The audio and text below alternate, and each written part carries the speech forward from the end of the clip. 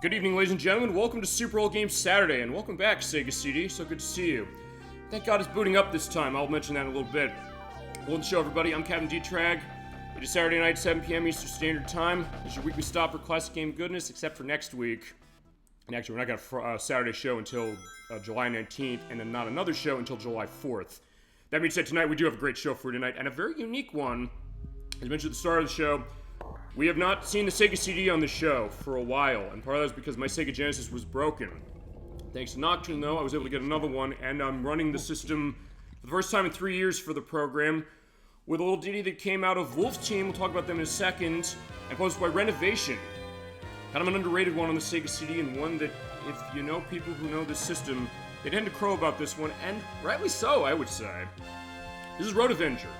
This is actually a game that's celebrating 40 years this year. I'm probably wondering, how's that possible? The Sega CD came out on October 15th of 1992, and this game came out in March of 1993, at least in the US it did. In Japan it came out on December 18th, 1992, and in April of 1993 in Europe for Sega CD. But it is a port of a game from 40 years ago called Road Blaster, not Road Blasters. And you're seeing a little bit of what we're going to see. I'll mention that as we go.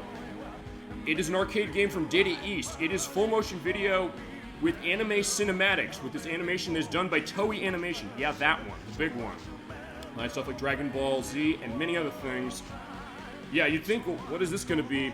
It is an FMV button game. You're moving left and right, you're turboing and braking, because we're seeing right here, you play as this guy who is, as far as the manual of the Sega CD edition, I'll link to that below as far as the PDF of it. You are a cop.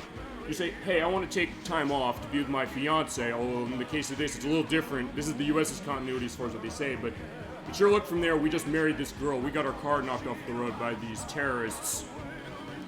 We lived, she did not. So we're going to be taking our souped up sports car, seeing there with the engine coming out of it.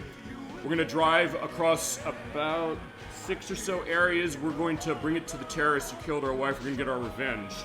That is the idea of this. As far as the girl, she's named Cindy. The cop is not named. As far as she's a part of the Special Task Operations Police, or STOP. And we had a battle with a group of auto-terrorists called the Secret Underground Criminal Movement, that being SCUM. And after we busted them, they said, we want to get revenge on this cop guy, we're going to kill his wife. Or they tried to kill us, they tried to run us off the road, but even though our wife did not survive, or manual of this game says fiance, either way, we lived, so we're going to be coming back, we're going to be shaking our wounds off, and we're going to bring it to them. Yeah, it is a full-motion video game. A little bit of flashing light, by the way, when it comes to that title screen appearing, but not too much outside of that. You're seeing their Data East and Wolf Team. Let's talk about that briefly. I'll talk about aspects of this game, because this is an interesting one. It's one that I did not come to until only a couple of years ago. But as a Sega CD owner, I've owned the system since 2008 myself. I said I always look for unique things for this system, stuff I want to show off. This is definitely a unique one to it. It also goes to the idea of what was Sega CD all about, amongst many other things. It was kind of enhancing the Sega Genesis with technology that it couldn't do on board, like rotating sprites and things like that. Higher color palette, sort of, sometimes. And full motion video. So yeah, that's what you're seeing here. And it was oftentimes very grainy because of the simultaneous colors of 64, which is kind of how the Sega Genesis was, except sometimes you got cases where it did look a little better. But the Genesis could not do this, and also didn't have sort of CD quality music with this, as far as how it goes. So, as far as the arcade game, it is a Laserdisc game, kind of like Dragon's Lair, kind of like Cliffhanger, which also is anime-based. It is actually a game tied to the Castle of Cagliostro, the Lupin the Third film from Hayao Miyazaki. It came on arcades in 1983. I mentioned that when we played DuckTales Remastered last month. And for that one, you're having QuickTime buttons over the animation of that movie. Always see big scenes in it. This one, it is an original animation they did for this game. And you're seeing what they're doing here, and you're getting this great anime-style vocalized song, although it is in English. Good luck understanding the vocals. I don't, as far as what it was. But it's one I've always heard this is a really interesting game, and it really is. And also, as mentioned, Renovation publishes. We talked about them before with some of the stuff they've released on Sega Genesis, stuff like El Viento, which is also by the same developers, and many other things. But the developers, Wolf Team, we'll talk about them briefly, because Believe it or not, this is the team that nowadays is the arm of Namco that makes the Tales of games, like Tales of Symphonia, Tales of Vesperia, Tales of Graces F, you name it, they made it. But back in the day, they were known as Wolf Team. Let's see. As far as my notes here, they made other games like Argus Odyssey for the Sega Genesis, Cobra Command, Dino Land, there's a pinball game, despite what it sounds like, El Viento, which I do have El Viento, I can maybe show that off later, Granada for the Sega Genesis, we talked about when we looked at Shadow Dancer for our Sega Genesis Mini 2 showcase, which it is on that, so we can show that game for sure, as well as other games like Time Gal, Ernest Evans, Revenge of the Ninja, and as I mentioned, the Tales of games, starting with Tales of Destiny for the PlayStation. And also Sol-Feace, which launched with the console and was packaged in with the console, including the bundle I found on eBay for $60 all those years ago. Nowadays, you're not getting the Sega CD, the Model 1 unit you just saw on the intro on this one, for that price anymore. And I had a hell of a time getting this set up because it was not reading the disc, but I got to do that off screen, thank God. I just had to threaten to do the game we're doing in 2 weeks, because I mentioned, we'll talk about this as a schedule, we're not going to be live next week. But that being said, I did want to show this game. As far as the animation, I'll go on this briefly.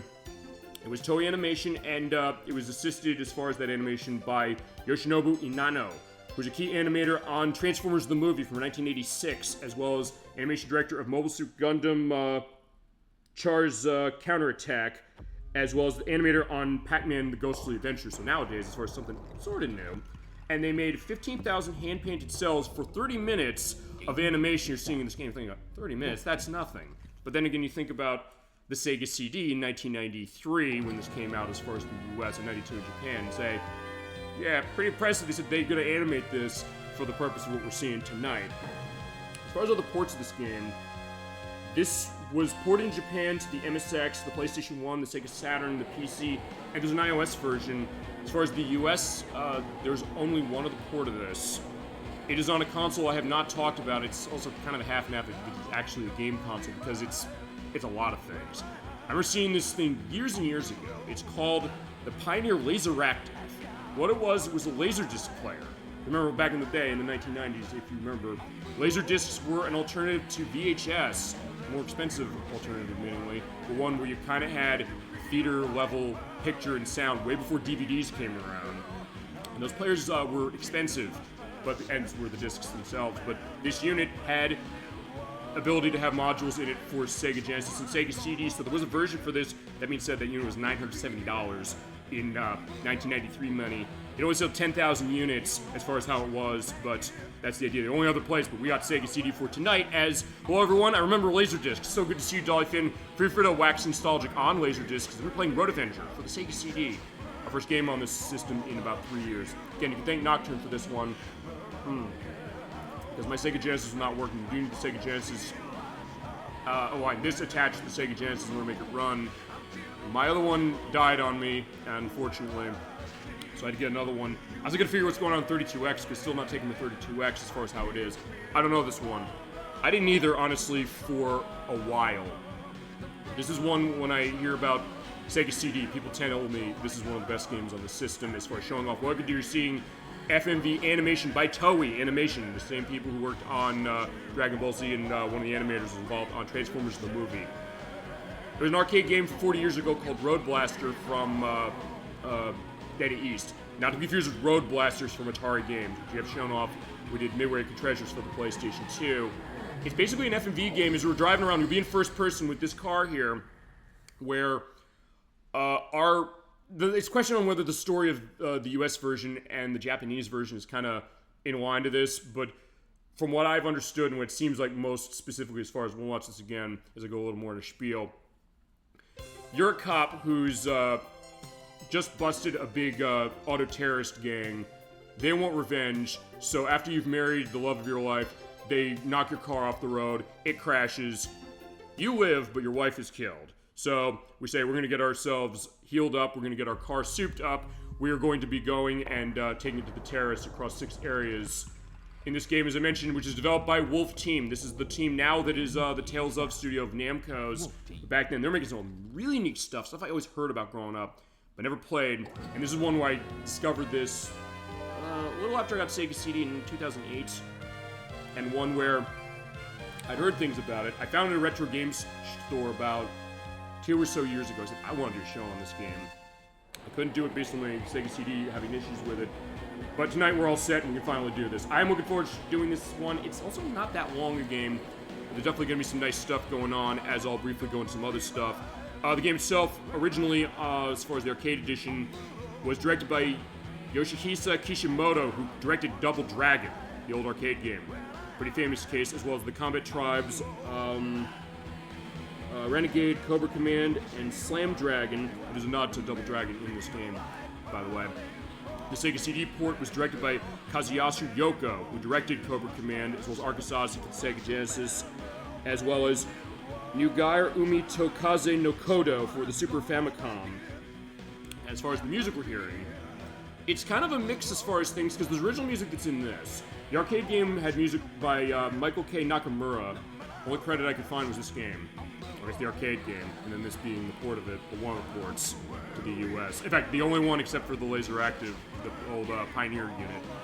And the music, though, in this version that was unique, was by two names, that being, or those being Noriaki Nakamura, who did music for Cobra Command, he did assistance on Lords of Thunder for TurboGrafx CD, we've talked about that one before, as well as graphic design on Championship Bowling for the Sega Genesis, Pocket Fighter for the Wonder Swan Color, and Resident Evil The Umbrella Chronicles for the Wii. But the other name, as far as music, is a big name.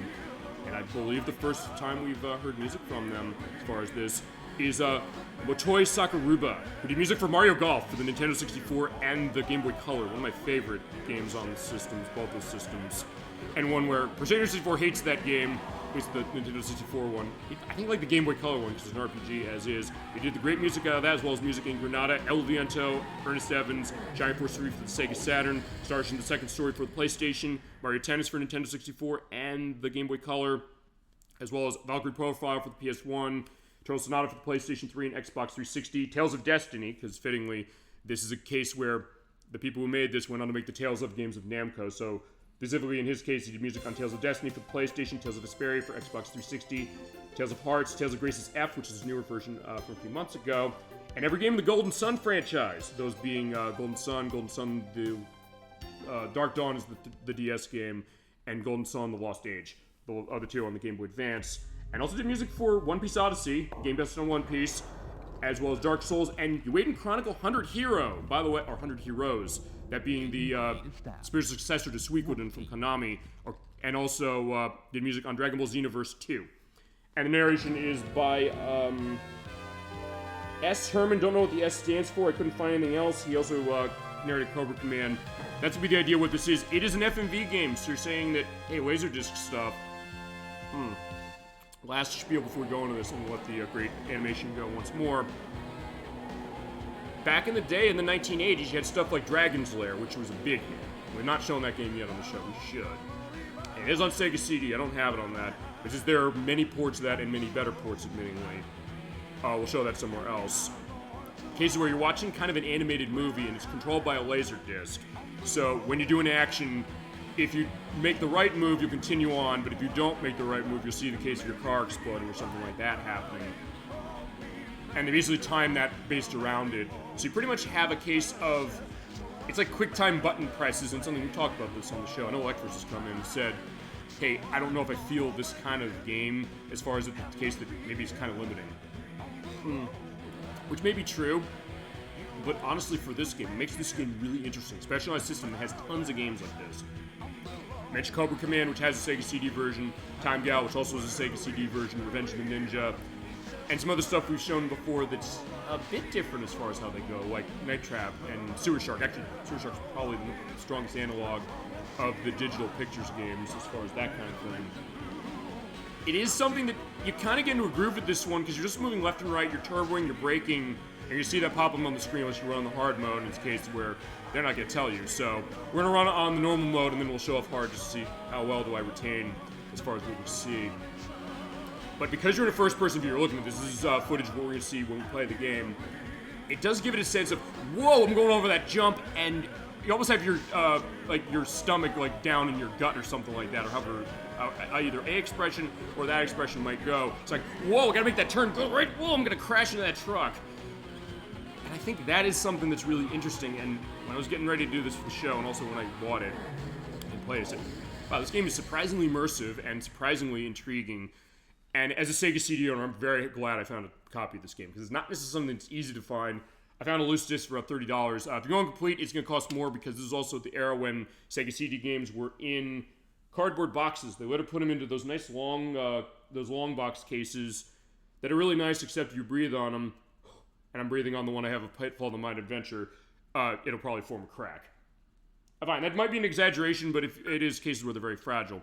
But because of the early stuff being in cardboard boxes, they're not easy to collect for, to the point where honestly when it comes to Sega CD, I'm kind of thinking maybe I should just go for loose discs on some of the stuff, which I will be doing. And we have other stuff we can show off, but since I have the Model 1 unit, it also controls with a front loading. I just was getting this game to be read before we did the show. Thank God I got it running. I just had to say, by the way, you know what, instead we'll play the game I'm going to be playing in 2 weeks instead of this, but we are going to show Road Avenger. I wanted to show this off for a while. I'm glad to be back with Sega CD. And then we get ourselves started. Briefly, what we're going to do is we're going to take a look at our options, which you have players, that's number of lives. You can go from 1 to 5. You do have 3 continues when you lose all your lives. I am going to put it up to 5 just to be set, because I don't want to necessarily repeat the whole game if we run into that. You have difficulties of normal and hard. Hard is there not going to be indications on the screen of whether you have to turn left or right or turbo or brake. I'll show that off at the end just to show that element to itself. You can also map the controls however you want. If you want left to be right or something, you want to screw with somebody saying, hey, play this game, and they push left, they push right, they're like, why'd I crash? I pushed left.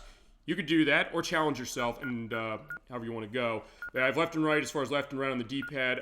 Turbo's on either the A or the C button, and B is your braking. That's really all we got to know, and honestly, I think just to get a sense of this, I just want to make a sense that there's nothing else I mentioned, because honestly, there's not a whole lot of notes I found on this game. You're right, Dollyfin, this is one that's not well known, and I'm just as guilty, admittedly, of that as other people for a while. But I think when I got Sega CD, that was one of those things I said, I bought initially because I was able to find a copy of Sonic CD for cheap. You're not finding that cheap anymore.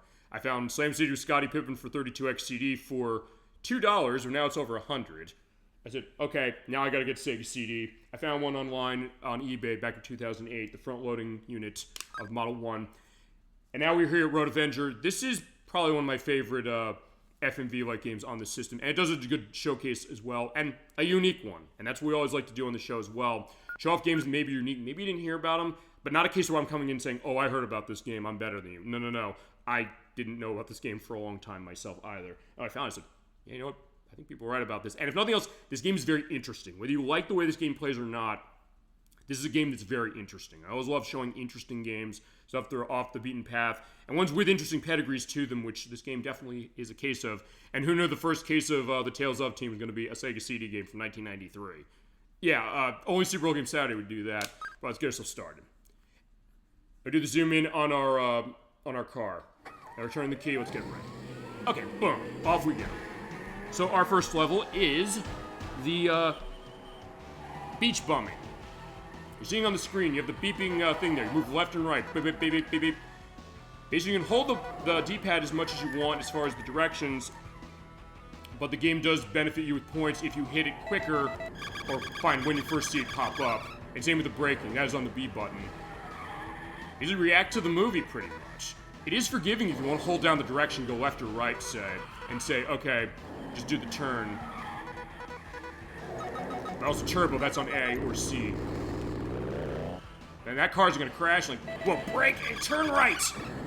You know, so sometimes chain these together. This can be really thrilling. And every so often they'll also do a cutaway to show the animation, uh-oh, I'm on the cliff, turbo to get across the cliff. By the way, when you're seeing that flashing going on, make sure you hold the button down until it disappears. Or if you know it's gonna come, yeah, go with the right, boom, it crashes right in. You can also sort of intuit where you're going, but it's something that you want to play this at normal to start, just because otherwise you're not going to know where you're going. And also, this game is utter insanity, as you're going to see, because we're driving down the road. That's normal, but hey, crashing that car, going on the sidewalk, and there are the people like, ah! They're screaming, like, uh-oh. Let's take a left. Oh, there's a boat. And the brake, and then go right across the dock. This game is utter insanity, and for that reason alone, I love it. Yeah, knock him in the water, boom. Oh, except I didn't hit the button, so in that case, I am going off, and there you go, I fell in the water. Yeah, if you miss once, you die. But it's worth pointing out that you do have checkpoints on some of these levels, except usually the last one. I think maybe some of the other levels don't do that. So you can get back in the action pretty quick. And the levels are not that long, so it's not too bad. basically, as long as you pay attention, hold the button down as long as they ask you to. And also be careful when they chain them together like that, basically doing the brake and then the left, or the right, I should say. Yeah, just do that and make sure you hold the button until that prompt goes away. Because if you don't, they have a case where you fall off the dock. Okay, we're going in here. We gotta check into the hotel. Like, no time. We gotta go right here. Then brake, because there's a kid there, and go to the left. Whoa! Also, you cannot hit the kid. There's not a animation of you hitting the kid, so don't worry about that. Whoa! A turbo across that and go on the beach. Everybody's screaming and yelling, but it's like, yeah, well, these terrorists are coming after us. Yeah, he's crashing into the lifeguard stand. I'm going left, like, whoa! And we're just barely avoiding this. Because it is a first-person thing, it's like, whoa, go to the left. He has a grenade launcher, a rocket launcher. Boom, launch right off the side of the rock. Yeah, boost. Boost a little bit. There's a break. Yeah. Whew, here we go. What a rush. There you go. And that's the end of the first level. Yeah, so not too long as far as that. Okay, so one down and a couple more to go. So stage clear. And you get a point bonus based on how many misses you made. If you make no misses, you get 30,000 points. It's also pointing out when you do the directions, because you can hold the button if you know what the prompt's going to be, especially when you keep failing missions, say. You can hold the direction or the button down that's going to come up next. The game will admittedly dock you for that, so you only get about 100 points for the commands, and they will change as you keep them going along, but the idea is that if you hit it when you first see it, and then hold it until it goes away, that's when you get the most points. But there you go. That is the first stage. I'll also be pulling Mike, by the way, each in between, just for the purposes so we don't have the show going bad.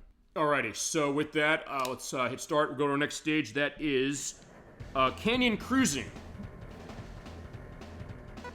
You get this great driving drum beat. It's really nice stuff. Like, yeah, we're tight in. It's like, uh-oh, there comes the the backhoes and all of the bulldozers and things like that, like lifting the rocks. Like, whoa, looks like you shouldn't be surviving that. We are going to be just surviving. Like, uh-oh. The Mad Max-like cars are coming in. My turbo. Yeah, we're kind of jockeying this way. Like, go to the right. Whoa. Yeah, look at that. Oh my god, it's incredible.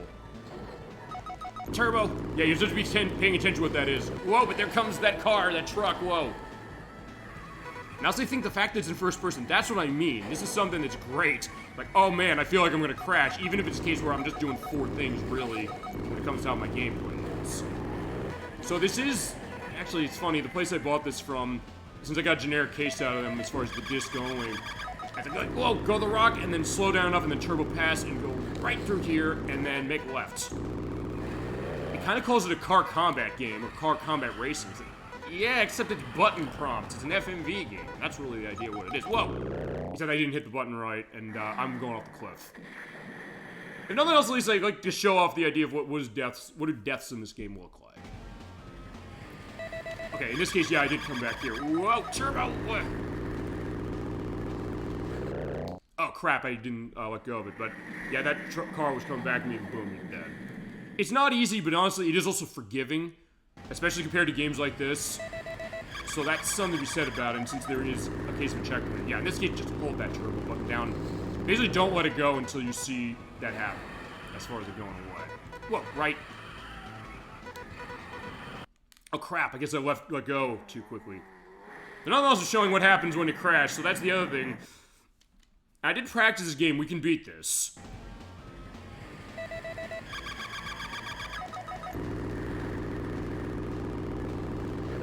Ah, crap, I did it again.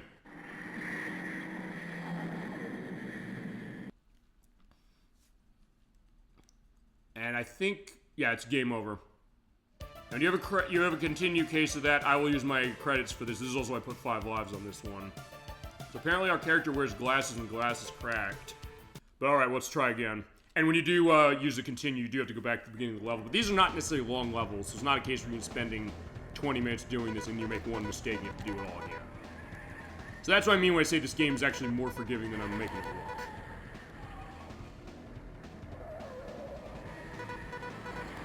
I'd make sure I'm holding the buttons as far as what it is, really. You can also hit the turbo and the brake, by the way, at any time you want. And it won't penalize you if you're doing that when you have, because I'm holding down the A button. if you're holding that down, it's not going to penalize you if you, like, go to the right or the left or something like that. So one thing to keep in mind. And I'll be curious, I guess, if people know this game, or if they've heard of it. I would think, above anything else, if you have Sega CD, you probably know this game. If you haven't played it, you've probably heard those stories. Road Avenger seems to be held up as one of the better games on the system, one that's not... Even though it does cost a bit if you're going to go for this thing complete, it's not like Snatcher, because Snatcher's like $1,000. Even loose, that game is about, I don't know, like $700-something. People want it. I guess people want this one as well, but I also think maybe... Because of the fact that this is an FMV game, people saying, is it too limiting on gameplay? Which maybe it is. Like, whoa, let's go launch over here, and do the corkscrew, and then knock down the, knock down the helicopter. Whoa, left from the boulder, right, whoa, hold right, and go right across the bridge as it collapses. Yeah, there you go, they crash. There we go. Screen should stop. Ugh, there we go. Alright, so yeah, there's the smoldering wreck down there in the canyon. That was us a few minutes ago, but now it's, okay, we got through. If we do get game over, you do lose all your points, but since I did get through that on this new continue without dying, there's 30,000 points. As far as I can tell, I don't think there's anything that gives you extra lives as far as this. Or actually, maybe, no, I think at 100,000 you might get a life. We'll see if that happens. It's indicated, by the way, on our heads-up display on the bottom, with those little red lights on the left. We'll see what goes to that. I don't know if it's anything like that. And the manual didn't say. The manual didn't say what the points do. So you can assume it's like whose line is it anyway. The points don't matter. Alright, so let's do a poll and we'll be going to the next stage. That being, actually, because the names of these levels, I mentioned beach bumming and canyon cruising. It sounds like Teenage Mutant Ninja Turtles, Turtles in Time. It definitely does with this next one, which is Sewer Screeching. Okay, so with sewer... Oh, no, that's not coming up. The manual lied to me. We're going on the highway, so never mind. We go to the sewer eventually. Yeah, sorry for being a tease. Now, in this case, they're throwing barrels at me. It's like, uh-oh. So yeah, it is also a nice night drive in case... Yeah, it's the early evening. Look at the sun setting. Maybe a case like that out where you are right now in your neck of the woods, perhaps. Yeah, he's two-wheeling it. Oh, he crashed into that. Like, uh-oh, whoa. Whoa, but yeah, that car is coming this way, so we have to dodge oncoming traffic. Break it! Crap, I boosted. So I'm going right in that truck. Okay. There we go, now brake. On the right, whoa. Now do the crazy thing you see in the movies, which is going underneath the semi. Brake, and then go to the left. I do remember that because of the practice I did. Turbo, keep going! You have to squeeze right through, and that's one of those things. You kind of hold your controller and hold those buttons down like crazy. Make sure, yeah, I'm not going to crash myself into those, I guess, Mercedes-Benz, whatever all those things are.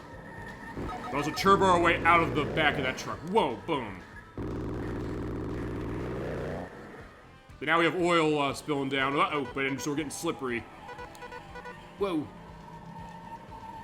Oh, now they're going to light a match. Oh, you bastards. All right. Yeah, I'm gonna quickly drive through that, because, yeah, remember, we don't want that to go on our car. He's hitting our car. We gotta knock him off. Whoa. Get off. Whoa. Oh, keep turboing, and there's the gas truck. Oh, whoa. Oh, we just barely avoided getting ourselves blown up. So, yeah, definitely have a lot of close calls, there we go, down the road. I can also imagine this in VR. Holy shit, that would be insane. You said, oh, we're gonna play this game in VR. Alright, there's 100,000 points. Okay, that was not that. That was freeway fleeting. So the order the manual has is wrong. Well, it looks like. Let's see what's next. Actually, you know what? I just pulled it like a few minutes ago. So I don't think I need to pull it again. We'll pull it on the next level. Alright, we're going to the factory. Yeah, there's poison in this factory, apparently. There's the... Oh, right, this is like the gang's hideout because you're seeing the wanted poster. Uh-oh. I boosted into that. And you usually see this crash animation. We've actually shown a lot of the unique ones. Which I'm glad to show that. If I'm going to be dying in this game, at least I want to show the unique animations of dying. Whoa. And also, it's not like when I showed Adventures of the Magic Kingdom on the NES, where if I do a button prompt wrong, is we have apparently like a Wolverine like slashing case there. I'm not going to have a flashing light warning going on to like kill my audience, perhaps. Whoa, turbo! Right underneath that. Yeah, you eye of the needle of that. And maybe you probably sometimes would think, well, what would happen if you could actually have a game that would be fully in control this way? Good point. But still, whoa, screech, go to the right, whoa. Go that way, go that way. They're making weapons-grade plutonium or something in here, so we're gonna turbo right out. Alright, here's the car junkyard. Turn to the right, whoa. If you have a chance to say anything about what you're looking at as far as what do you think of this, and again, if you know this game, I get why people wouldn't, and that's also kind of why I wanted to show it. I said, I want to show a game that I don't know if anybody really knows. Everybody, I said, what do you know about this game? Like, nothing. Whoa! Okay, there comes the car magnet picking that guy up. Whoa. Turbo right through, eye of the needle, boom. You have to make sure when you make the landing, we're flipping over, brake at the end of this and hold right. Whew, there we go. Yeah, this is not a long game as far as how it goes if you know what you're doing. But yeah, so far so good. Alright, so that is stage 4. Yeah, we're almost there. Actually, maybe it's not 6, it might be 7. But either way, I will pull Mike now. Okay, so next up, going back to the highway. I don't know if they say also where this takes place, because it looks like San Francisco, perhaps, as far as like the Golden Gate Suspension Bridge. And we did see this in the intro, so I'm glad we showed that way. Whoa! And knock the bikers off, and there's like the panda stuff going on there, as far as they crash into the gas station. And we're going to the park. Yeah, get out of the way, people. Break it, stop! Ooh! There we go, we stopped that couple, and they're like, hey, what's going on there? Whoa, to the right. Yeah, because we are trying to avoid, getting people hurt, although it's not really a factor in this. We just keep going. And whatever happens, happens. Yeah, that guy with a mace, yeah, they're doing that, so you blast them off. Boom. And now we're going to the art museum. So yeah, a cave like this belongs in a museum. Actually, this game kind of does belong in a museum, I would say. In its weird way. But yeah, we're just driving through, go past room 912, or 912, I should say. Right through the banquet hall, boom, and hit the copter, boom, crash in the building. Whoa. Back on the road. Turbo, whoa! Oh yeah, there's the fruit carts, except there's like the fruit truck. Whoa, land down and go to the left and the right. Whoa. And also they start chaining them, so you have to be pretty quick when it comes to that. Turbo through, whoa.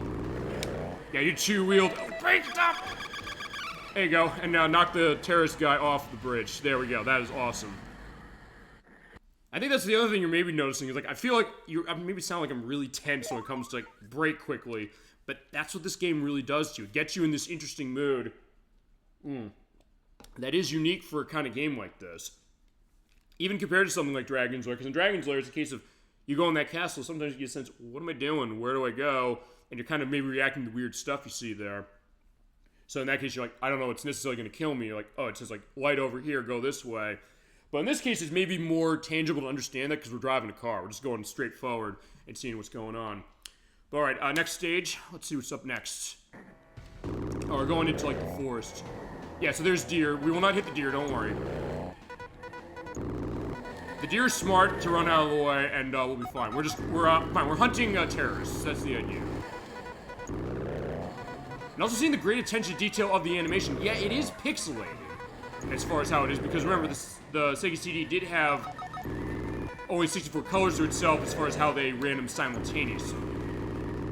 And also the way that they kind of went with the MV footage in games with this. But this is taking up the whole screen, which doesn't always happen with games like this. It doesn't happen with stuff like Ground Zero Texas or, what's the other one? Night Trap or things like that. So in this case, you do have this going the whole way, so that's impressive. And putting yourself back in 1992, this must have been mind-blowing. I mean, even when I played Sega CD in 1992, as I mentioned, we rented the unit when my cousin Ace Riverside, who has been on the show before, was visiting us.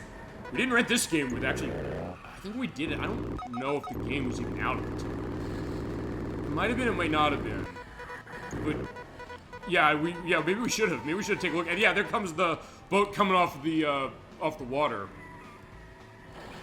So if nothing else, I'm just commenting over complete insanity, but it is also something that it does have this weird kind of logic to itself, and kind of tangible quality. Look, Turbo.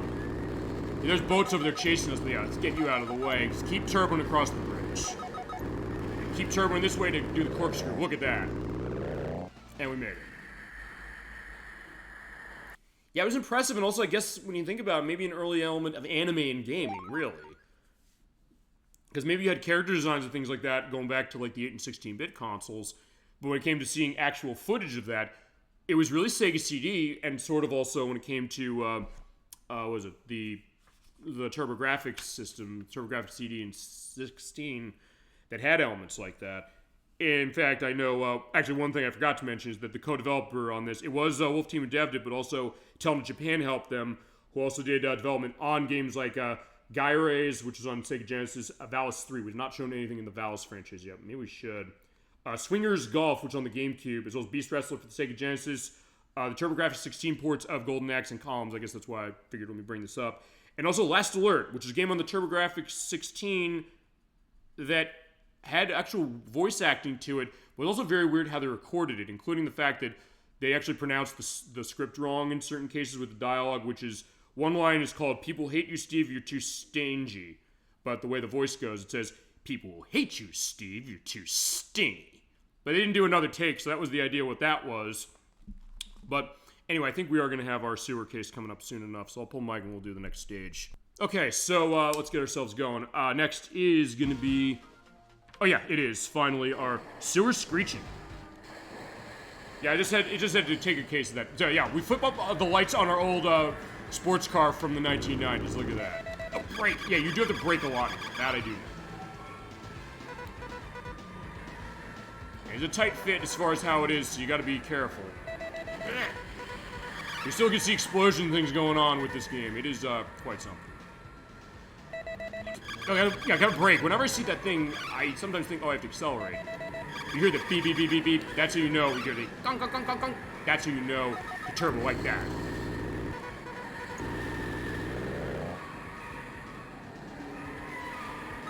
Just turbo through. Whoa! And launch over that truck. Whoa. Brake, and then go to the left. I knew that was coming up. I did practice this whole game. I did beat this whole game last week. Not that it's long, and crap, I crashed. Fortunately, I rear-ended that thing, and my game is stopped. But we do have some lives. I do have 2 more continues, so we should be good. I did beat this game, because I want to make sure I can beat this damn game. Oh, turbo, right. That's the thing. I kept thinking, oh, I gotta brake. Now go right, left. You have to do that quick, otherwise the game will get crashed. Whoa!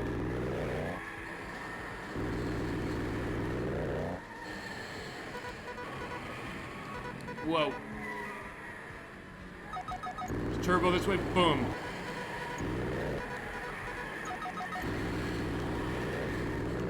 There we go. Launch right over. Yeah, he's coming towards us. Whoa. Crap, whoa. I thought I was almost hitting the wrong move. So those are pointing out, if you press, I'll say this. Brake. Yeah, there goes the bikers. If you press the wrong direction, you press left and then instead of right, and we're gonna turbo way out. If you press that quickly, it's not if you press the button wrong that it goes wrong. You do have a little bit of a window, so it's a case of, oh, I think it's gonna be right, but I hit left. If you quickly hit right, as far as the right direction, you'll be fine. So, as I said, this game is very forgiving. So it's not a case where, because I know Electros mentions when we looked at Adventures of the Magic Kingdom, we got the Space Mountain part was like this. He said, I feel the case that when you press a button that way, it's something that, oh, it's just a quick coin flip. Oh, you press the button wrong, you lose. This one, I think, comes up with a smart way around that of saying, yeah, you do press the button wrong eventually and you lose, but if you have that button changed or press it and then switch it, like, oh, wait a minute, I have to hit brake or accelerate or something like that when I should be hitting the other one, you can recover. So if nothing else, it gives you a lot of opportunities to recover and to make it so that you'll be okay. So in that case, I think this game is held up way better than you'd think it would. And one where I wish there'd be a modern port of this, and even in Japan, because there were a couple of games of this style, including Time Gal, that were released in Japan on the Taito Laserdisc collection. We didn't get that here. I actually want to report that game for the purpose of its ports of Time Gal, Space Battleship Yamato, and I think Cobra Command actually was one of them. I guess because this is a Data East case, that was something why that didn't get put onto that. But Case Warp, I think this would be an interesting one. It's one I'd like to actually put a lot of my friends and family in front of, saying, what do you think of this game? Maybe some other time. Maybe we should do that. That might be an idea. And yeah, we're going to do rural racing, rural something here. This is the second to last level, by the way. This is not long. So, yeah, that guy with the axe coming up, like, yeah, get off my car. I love how fluid it is, how he's saying, oh, I'm holding on to the side of my engine. Like, yeah, out of my way. I've got the threshers coming. Whoa. So we're going to be Lord of the Harvest out here for sure, making sure we survive it. I love the pullback there where to see, oh yeah, look at all those threshers that come and by me. They're going to try and crush and kill me. So yeah, the terrorists have gotten their hooks around. Whoa, quickly, whoa. They also said, fine, we'll just hit the damn car. But in that case, I hit wrong and I'm crashing. Yeah, this area is rural racing. That's the name of it.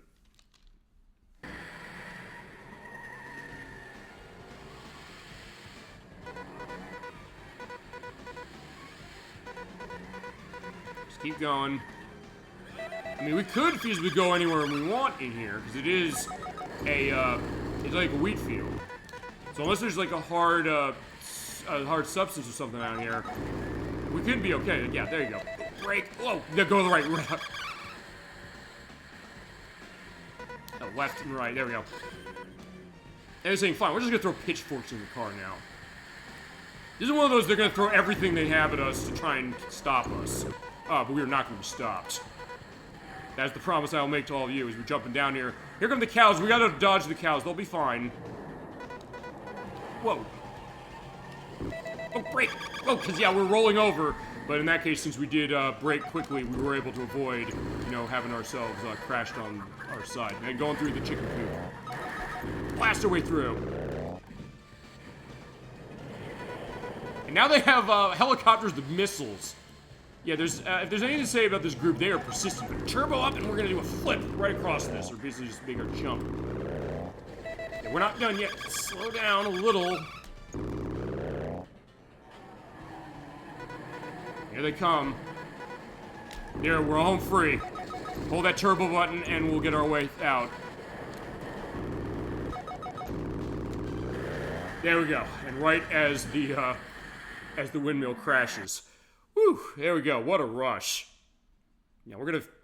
And next level is the last one. I think we might finish this game really, really quick. I'll have some other stuff going on before we stop for the night. But that being said, yeah, one more area. That is Stunning Scum. We're going to stun them, and we'll do that right after this. Okay, let's do it. This is the hardest level of them all, because we're seeing there's explosions in the city. We're hiding our way out. We're down the alleyway. I was like, yeah, there's the car. There we are as far as the view. It is a little blurry as far as how it is, but the idea is the same. See what's going on. Get the lights ready. Let's go. This is also where the button prompts can be very, very, very specific and very, very quick. So if you're not on point, you're not going to get through this. Brake, whoa! So yeah, we're going into like the rush hour traffic in the city. Whoa! Keep turboing.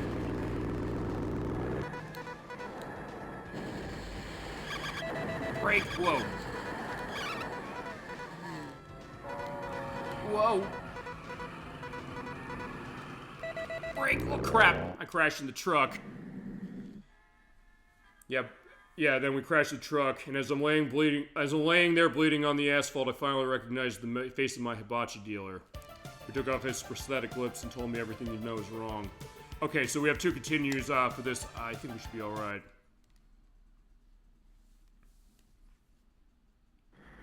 That being said, this game doesn't have blood in it as far as what we're seeing, despite what's going on. You're seeing the crash of it, but yeah, we didn't live. That's the thought. But we have enough chances. I think we can do this. That's also why I gave myself 5 lives, just to make sure. And I'll also show off the hard mode, show what happens when you don't have prompts. You just have to memorize the entire game. In fact, the instruction manual of this game even openly indicates, it says, hey, if you want to get good at this game, try taking a videotape of yourself playing the game on normal and then play it back. Get a sense of knowing what the button prompts are going to be. Because remember, the Sega CD was all about an interactive media thing as far as it, because the system, and actually the one I even got used, it came with a lot of the discs that came with the system initially, including a lot of music CDs, as far as a lot of music of the time, including stuff by Their Monkey Giants. It came with CD plus G music stuff, as I'm crashing the same truck. have like music stuff, or like music karaoke like graphics that go on for stuff. Hey guys, hey Electverse, so good to see you tonight. We're playing Road Avenger for the Sega CD. You play this? You ever heard of this one? It is an FMV anime game. You're doing left and right, you're turboing and braking. It has animation by Toei Animation, including some of the same people working on Transformers the movie, believe it or not. It was an early game as far as this port of a, as I'm crashing into the back of that, okay, it's a port of Road Blaster from, Dead East. Not the same thing as Road Blasters. It is, the Sega CD version is ported by Wolf Team. That is the team that is now the Tales of team of Namco's. This is one of the earliest things. We're at the last level already, because this game is short. It's like, oh, close, we're going through traffic. Like, yeah, gotta get this terrorist group that killed our wife, crashed our car, we lived, we're gonna get our vengeance. And you drive in time for vengeance as we go. I've seen this as far as the video game nerd. Yeah, when he looked at the Sega CD, he said, it's basically you're moving left and right, turn and brake, and if you make one mistake, you're dead. Although this game, it's worth pointing out. Crap, brake! Make sure I don't crash in the truck, so I did crash in the truck. If you make one mistake, you're dead, and since we're on the last level, there are not a whole lot of checkpoints on this. But generally speaking, there are checkpoints as far as this game for a lot of things, and even as far as the press of the button, it is kind of forgiving. I did think a lot about what you mentioned when we looked at Adventures of the Magic Kingdom for NES, when we looked at Space Mountain, saying, hey, it's a quick time button, how's that gonna work? And hey, I don't like that usually. This one, I think, is maybe one of the more forgiving cases of it that you might not think, you know? I've been so busy, I leave for Georgia tomorrow. So I'm going on vacation.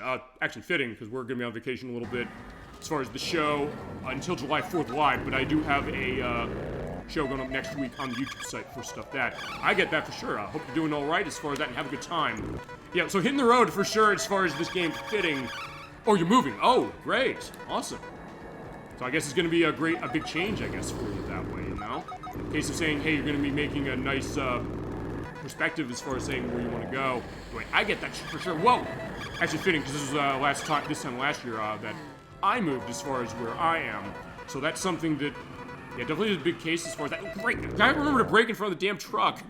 That's hence why I have not been on that much. Well, that's fine, for sure. We're glad to have you for sure on the show tonight. So good to stop by. So good to see you stopping by as I get a game over. We do have one more, said it continues. I'll try and do this. If I lose my lives here, I will have to do this again, but that's okay. It's not that long, and this is an interesting one. As far as even this kind of quick time button thing, even though I'm at the last level, as far as how it is, this is more forgiving than you might think. And as a Sega CD owner, I'm very glad I was able to find this specifically, as far as it, and we definitely wish you safe travels, and absolutely. Dolphin is, as am I. Whoa! Just launch across, just seeing this insanity. It's good stuff, it really is. And it's unique, I will say that. And nothing else, it's a very interesting game. And it's actually a case where when I'm doing the directions here, I have to hold the buttons down as far as it, so it is a little more forgiving than something like, I don't know, actually even like Adventures of the Magic Kingdom, we played that, saying, if I hit that button wrong, we're just gonna, you know, crash, and that's gonna be the end of it, or close to the end of it. This one, it's not quite that. I have to remember, at this case, brake, and then turn right. There we go. Whoa, left over there. You're seeing also the way the animated graphics are, and also, it is a little choppy, but for 1993, when this came out, okay, it was in Japan, it was 1992. Going along, it's pretty cool.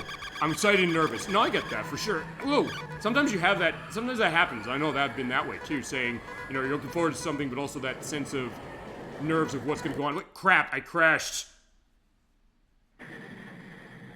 Actually, I don't know. If, based on how far I got, do I have to go back to the beginning? Okay, I don't. So that's what I'm saying. There are at least checkpoints for parts of this. And we were almost at the end, so if I can hold out a little longer, reset. Alright, I crashed. That is part of the movie. Wish you all the best. Yeah, we definitely do. It's road rage the game. That is what it is. But yeah, our car crashed intentionally. We are potentially going to be, you know, cornered by this terrorist gang. Here they come. Here's their leader, who's female, by the way. And yeah, they have a nice guard dog. You're like, yeah, doing the thumbs sideways thing like the Roman centurions. I'm saying, yeah, I'm gonna just dodge in there, boom, hit him in the chest, knock him over. I'm taking the truck now, so I'm changing vehicles. Turbo, hold that A button down and do not let go as you turn the key on. Come on, come on. So now we're changing vehicle. We're gonna get the truck, boom. And there's the Molotov cocktail. Just keep going, keep going. We're almost there. There's Road Blaster, nod to its original arcade edition, as far as what it was called. And they did change the name because of Road Blasters from Atari, just to indicate that. Whoa, turbo, keep going. Whoa! Right, and yeah, my windshield's coming cracked. This game is insanity, and we'll definitely show a little more of it. Crap, I crashed. So yeah, that truck crashed, but we do have a case of that, and it's worth pointing out one other thing. Thank you. Of course, anytime, like, first since we do have the checkpoint, we're here. And I do have a couple lives, I have 2 more lives. And 0, I believe, just counts as life. Just keep going. Just keep an eye on where those arrows are. This game is insanity, but it is, quite incredible. Right? As long as you hold the button, by the way, as far as the direction enough, you hold it the whole way until it goes away, you'll be good. Whoa, keep turbing. Oh, there we go. Right, left, right, left, right, left, right, right. Turbo, right underneath that. Alright, yeah, she's coming with guns. Boom, we're crashing. We did it, we're done. How can you keep track of this insanity? Yeah, good question. I practiced this, that's number 1. Okay, we did it, we beat the game. We're not done. I'm not done with the show. At this point, because of the way the game sets you up, in fact, what I will do is just game fine, since we did beat the game. So yeah, otherwise I'd be, wait, we're ending the show now? Like, no, we're not ending the show now. It's something that the game does set you up well as you go along. So you do kind of get into it, just especially at that point, please look at the arrows like, oh, that way, that way, that way. But it's also not, I'll tell you this. I remember when you mentioned, these are all the events we saw before, we'll see them again, as far as how they are. You don't necessarily have to, it's not if you press the direction that, oh yeah, you instantly lose. It's basically, the direction comes up, you press and hold it, and then as long as it keeps going, basically hold that until it goes.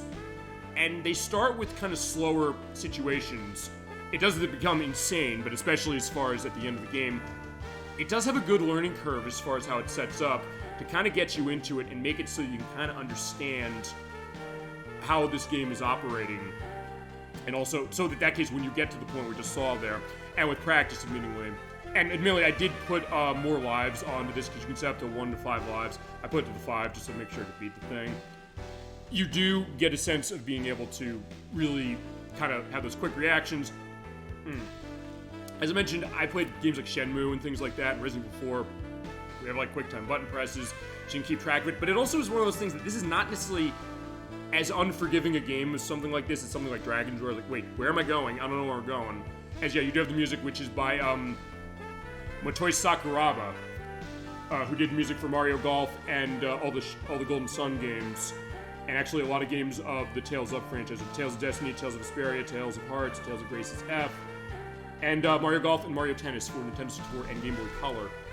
But as I mentioned, it's something that it does, it's a very forgiving game as far as what this is, more than you think. It's not one of those cases where you press one button wrong and you're dead. Even though I was getting in case I didn't hit the direction right, it's something where at the end you have to be quick as far as how you do it. But as you go, because they give you that little bit of a window, even a case where if you, like I'm hitting right there, if I briefly hit left, but I hit right quickly enough, you can recover. So it's not a case of, oh, you're gonna die if I hit the wrong direction. Just you have to make sure you have the direction running by the time that disappears, make sure you're holding that down.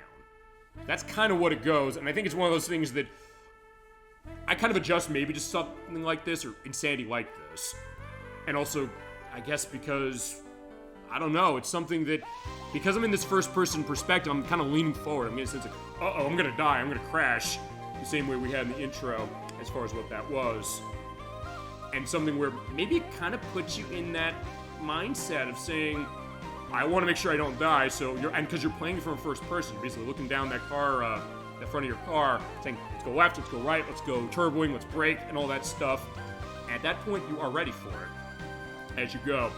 Or, I guess, eventually getting ready for the hard mode and say, yeah, you know those nice prompts you have on the screen? No, they're not there. You have to basically play the game completely without any prompts.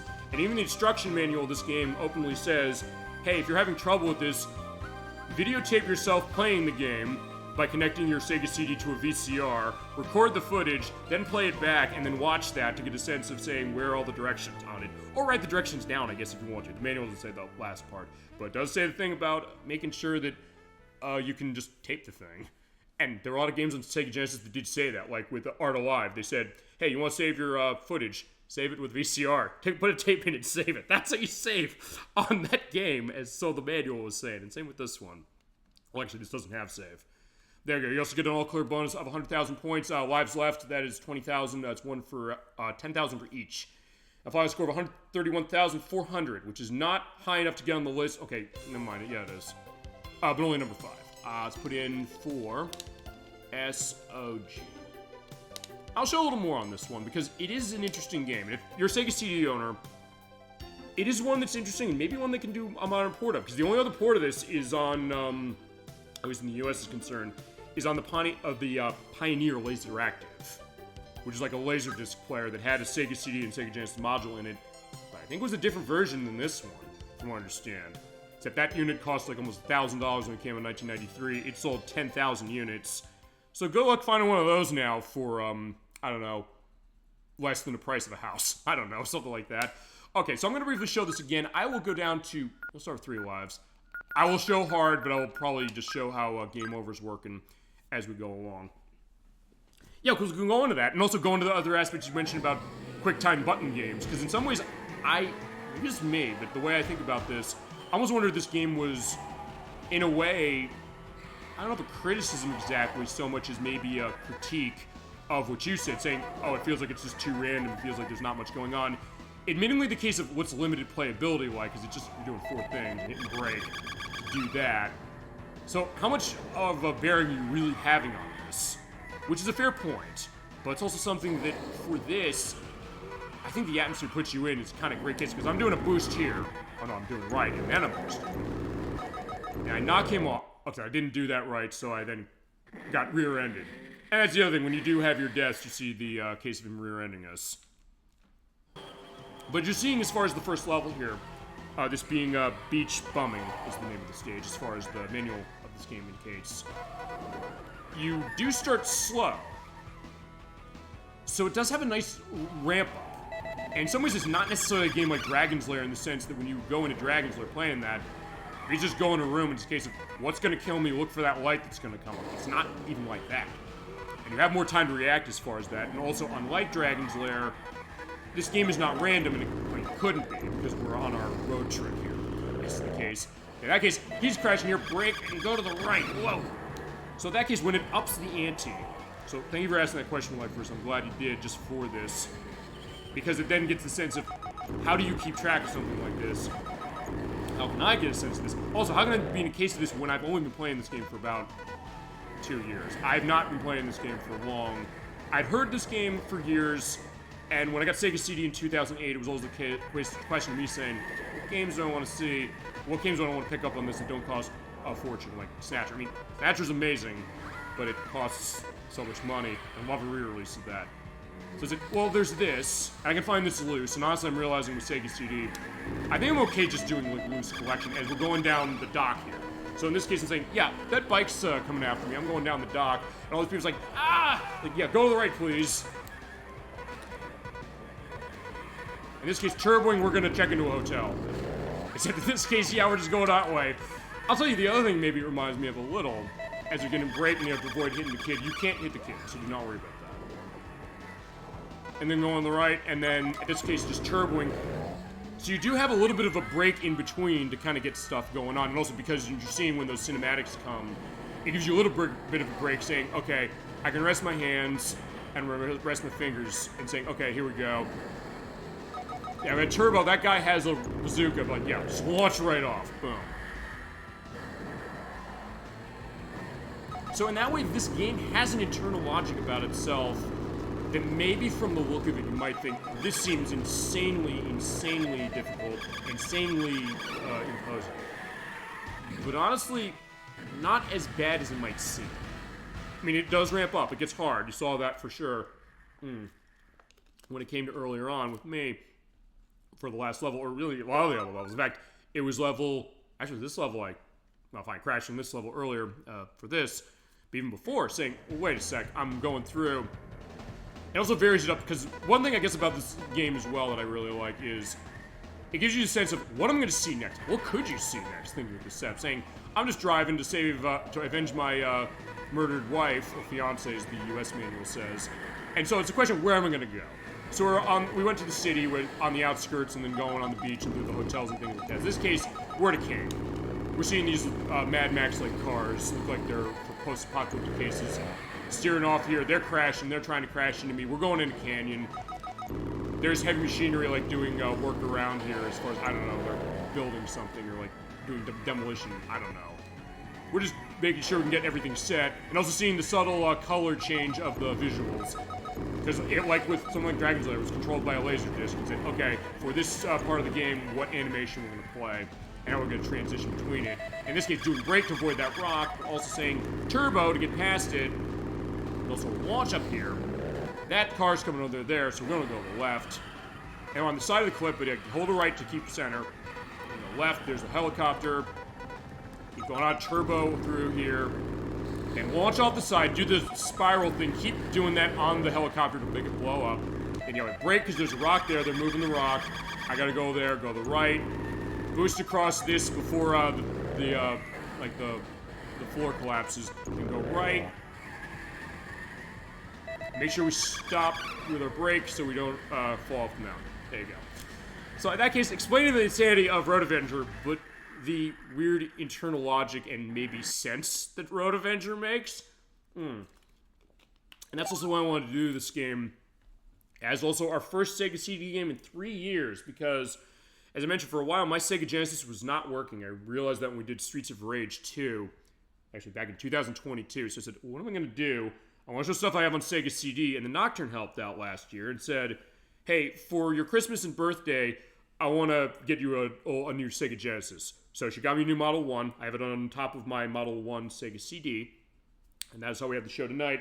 Although, admittingly, I had problems with this before we started because I said, uh-oh, it was not reading the disc. It kept going in and out as far as it, to the point where, after we've had our fun with this game, I'm going to try and put in Sol-Feace. Because it's also by the same people who made this. And it is another game there's just not like this, as far as this style of game. It's a shmup. So I'll see if I can do that, and if I can't, I'll also put in El Viento, because I have that. I mentioned I got the Retrobit release of El Viento, which is also by Wolf Team. So I'll try and see if I can show that, or if I can show all three, as a little bit of a taste. I think we can do that. But in the meantime, let's keep going on with Road Avenger. Feel free to hit me with anything else you have, any other reactions on what you're seeing. That was a great insight, Electrus, as far as what we're seeing, because it's one of those things that I said when it came to this show. I was talking about this going back when we did Knuckles Chaotix, which was like 4 years ago. I said, I want to show this game. I've heard it's amazing, but I don't have it. I found a copy. Actually, I was with Nocturne now, or out with Nocturne at Retro Game Store when I found it.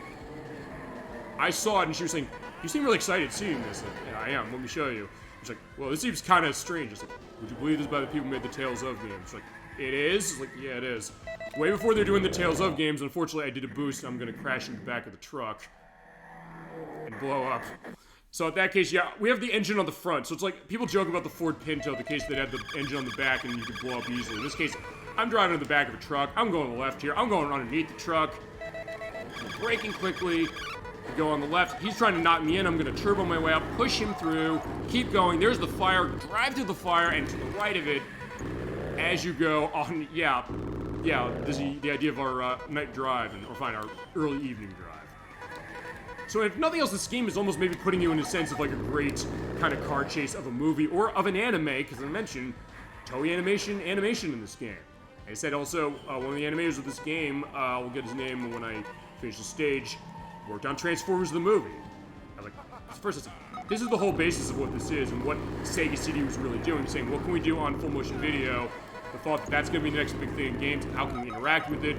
Is the case what's going to hold up well now as far as that question, but then in case of these games are really fascinating to look back at. And for that reason alone, that's why I love to show stuff on the Sega CD, just for that reason.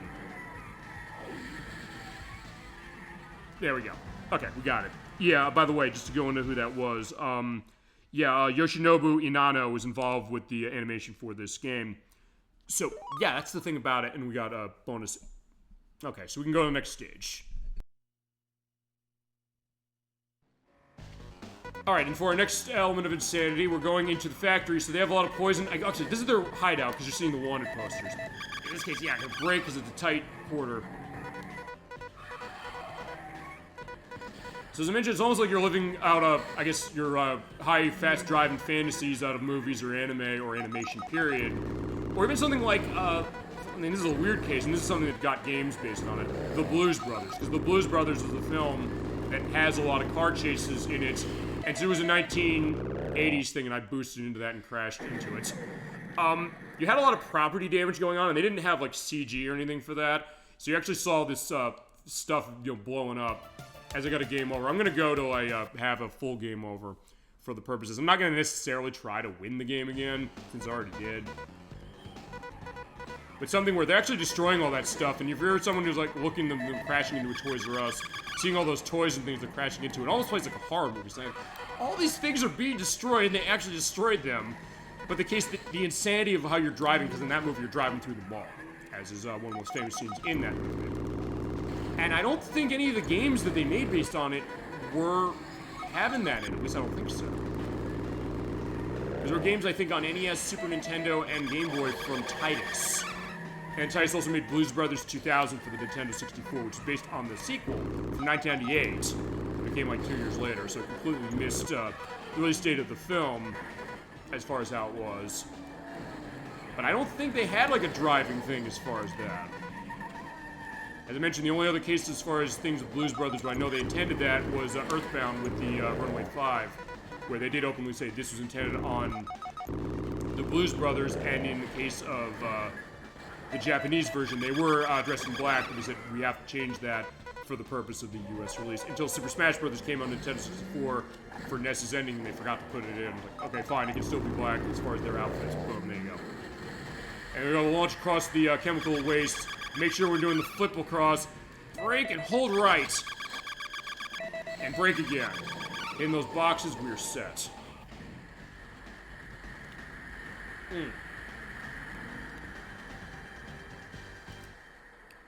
Yeah.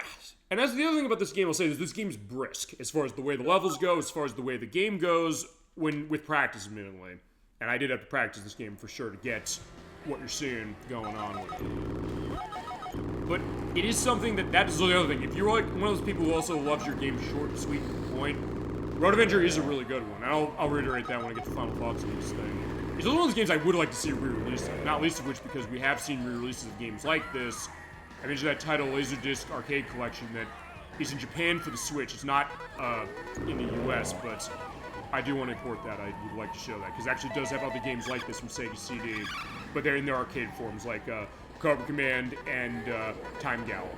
And also the game based on Space Battleship Yamato, which I would absolutely love to show all three of those. That's one of those, oh yeah, and that's the other thing, you're seeing that unabashed silliness. They jump out of your car, they're going to give you the tongue wave, and we're going into a museum now. So this game keeps upping the ante. It keeps doing all these different things. People looking at this like, yeah, why are we seeing this car chase going in on a museum? Going this way, going in the banquet hall, through the door, boom, like, ah! And then turbo right out, there's the helicopter, boom, crashes into the building. Go to the right, we're continuing on the road. It's one of those things that you couldn't, and then launching over the orange card.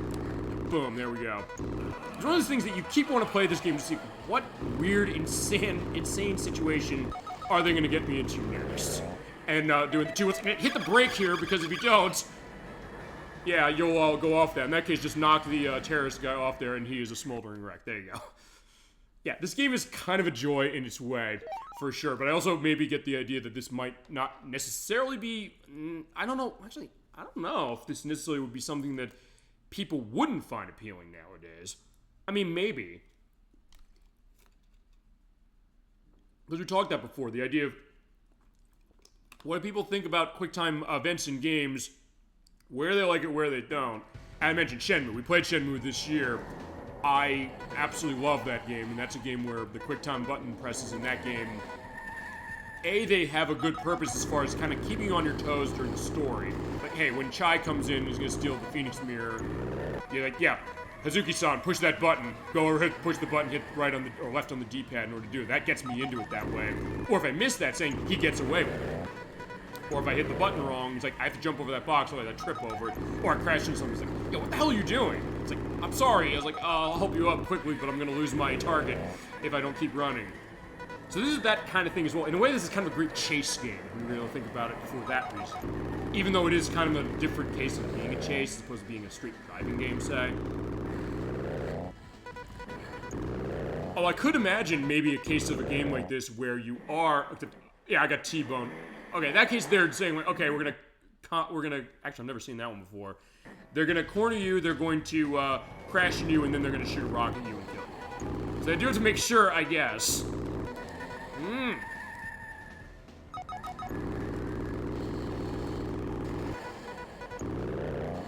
You know, nothing else I do love showing, like, weird esoteric on this, but then it's also a case that that's sometimes what'll happen when it comes to cases of guests wanting to see stuff, or people in chat want to see stuff.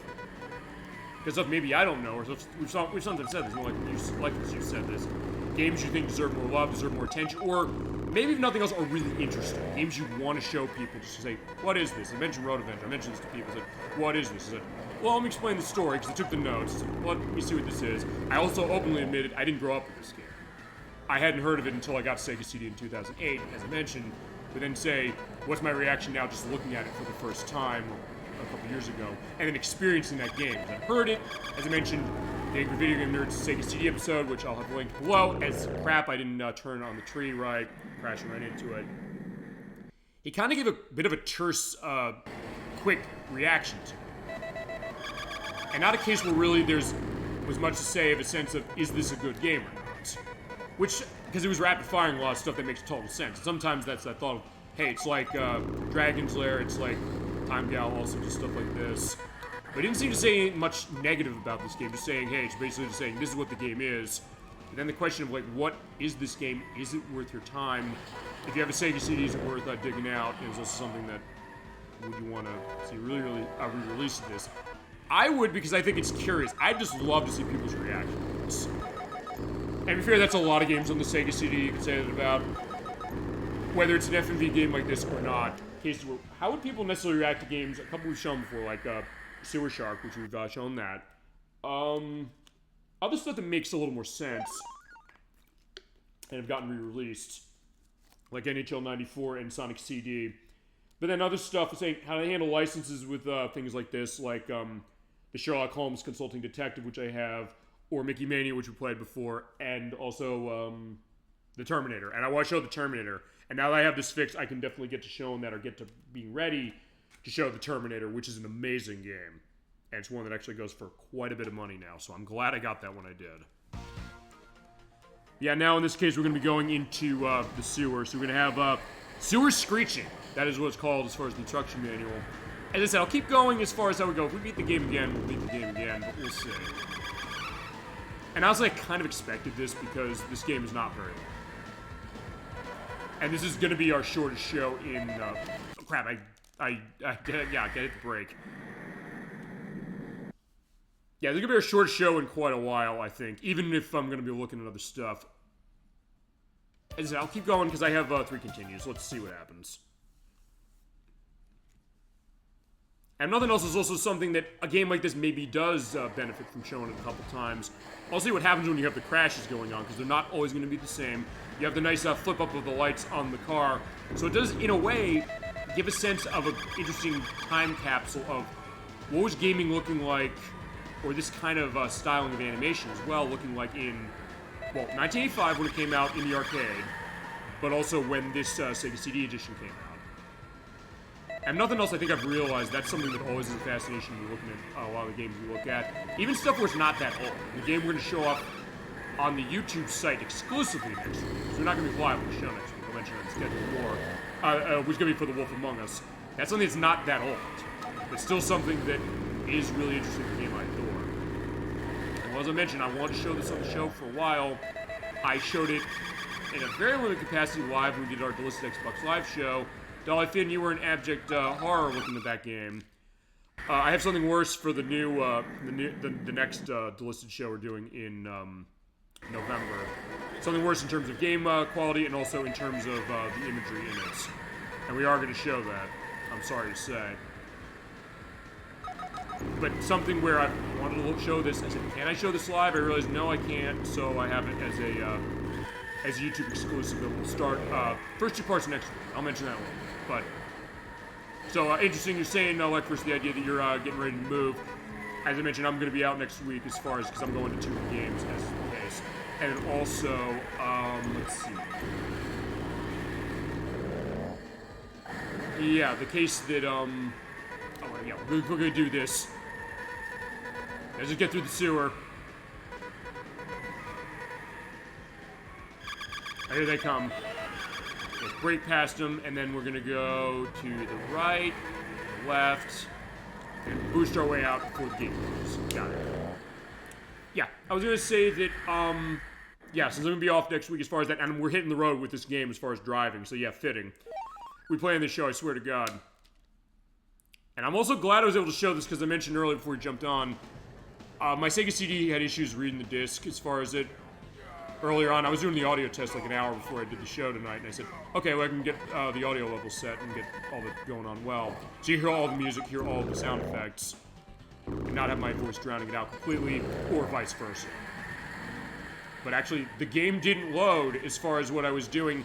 I did take like a 8-so-minute audio test of me trying to get this working, and it didn't work. I don't think I'm going to include it, because I don't know if I want to necessarily say, oh yeah, just hear 8 minutes of me trying to get this thing working, and crap, I braked when I should have turboed.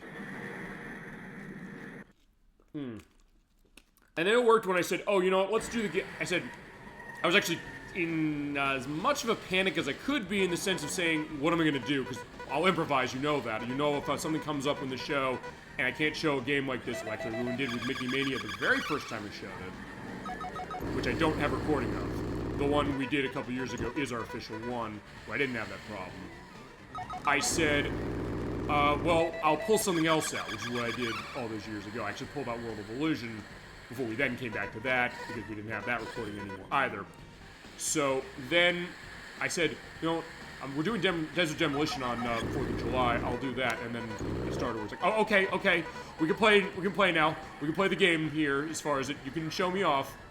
We don't have to be pulling that game out for another couple weeks." I'm like, okay, fine. Even if we had to, I have no stuff. But make sure you brake here. When doing the rollover, make sure you're slowing down enough so I can land on the wheels. Oh, boost there. Avoid the threshers as far as going across that, and go in the chicken coop. So you have nothing else you're seeing in the insanity of this thing we're seeing. What are they gonna do? And that way I think this game is kind of glorious. And yeah, if that's not enough, Ghosts going down the farm, just stranding out the threshers and the bikes and all that stuff to get us. Let's have the helicopter shooting the missiles. Why not? Make sure you brake so we don't get hit by the explosions of the missiles. And here come the cars. So if nothing else, this gang, who by the way I'll indicate in a little bit again what they're called, based on the manual. As you do the boost, so just turbo through here and we're set. Yeah, as I mentioned before, we are part of the Special Task Operations Police, or STOP. This group of this group of terrorists is called the Secret Underground Criminal Movement. So Scum. So the Scum is coming to get us. And I think I'm going to beat the game again. Potentially. We'll see, but if I don't beat the game again, I'll show off the hard mode, and then I'll try and show off Sol-Feace, and then if I can show that, and it doesn't, not work, I will then show off, well, I'll show off El Viento, or El Viento. I also have to say it right, because it's a game I know because of Nick Arcade. Actually, a couple of Wolf Team stuff I know, because in fact, I know of Sol-Feace because there's Sol-Deace, which was the Sega Genesis version that came out a little later. That was, they had that on there, and then El Viento, and I remember Phil Moore, as far as the host of that show, always calling it, saying, El Viento. He's like, yeah, it's El Viento, and I was like, I want to get a copy of this game. But it costs a lot of money, so I said, what am I going to do? And then Retrobit came to the rescue, said, we have a deal with Renovation, who published it, and I guess that would probably be how they'd re-release something like Road Avenger. That's actually how they re-released Ernest Evans, which is getting its new version, physically speaking, eventually. I didn't buy it as far as what it was. But it's something that I don't think Ernest Evans goes for that much, unless you get in the Sega CD version where I think it goes for maybe a bit. I don't know if it's insane. I mean, when you think about the most expensive games on Sega CD, it's Snatcher. Snatcher's absolutely. It's Snatcher, it's Actually, a lot of the stuff of working designs costs a lot of money. Snatcher, both the Lunar games, especially Eternal Blue. Eternal Blue goes for a lot of money. Vi, which is on PC now, so you can always get it there. Powerful Mail, which has its PC-88 version ported to the Switch, but it's not the same as the Sega CD edition. That's another one that costs a lot of money. I would love to get that and show it, because that game is really, really good. But it's also one that people want. But as far as Ernest Evans, I don't think it goes for that much. But El Viento is it. I always was curious about this game, and when they did that retro bit release, I said, I want to get this one. It's another really interesting one, so I'll see what I can do. We make this like a Wolf Team showcase a little bit on top of this game. Is that correct? Break it. Yeah, I have to remember, break it front of the truck. So yeah, Electris is probably looking very familiar because that was what happened when you came in. Like, yeah, as I mentioned, I referenced Everything You Know Is Wrong by Weird Al Yankovic. I'll link to that playlist of, I probably would have kept on guessing, but about that time I crashed into the truck, and as I'm laying bleeding there on the asphalt, I finally recognized the face of my hibachi dealer who took off his prosthetic lips and told me, everything you know is wrong. Black is white, up is down, and short is long. And everything you thought was just so important doesn't matter. Everything you know is wrong. Just forget the words and sing along. All you need to understand is everything you know is wrong. There you go. So that's the other thing as well. Screech. That's the other thing as far as this case. Like, yeah, you're driving in a game, I can sing along. Although in this game, the only case you're singing along is really an intro. But I'm crashing. So we'll see how this goes. We'll see how I manage. And I also did just give ourselves... Oh, game over. There we go. Perfect. Well, we showed the ending. So we showed what really happened, but that's what could have happened. We could have died. Now, the last thing I'm going to show for Road Avenger, before we go on, I'm going to show off, how's the hard mode of this game work?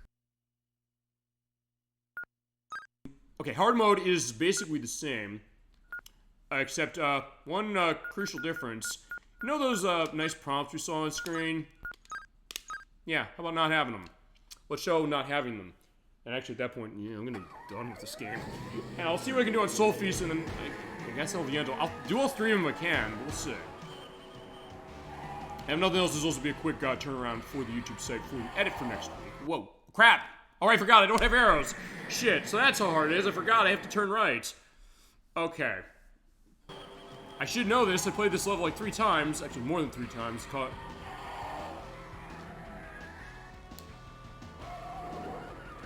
In this case, I just know where I'm going because of this. Let's see how far I can go just remembering how things are going.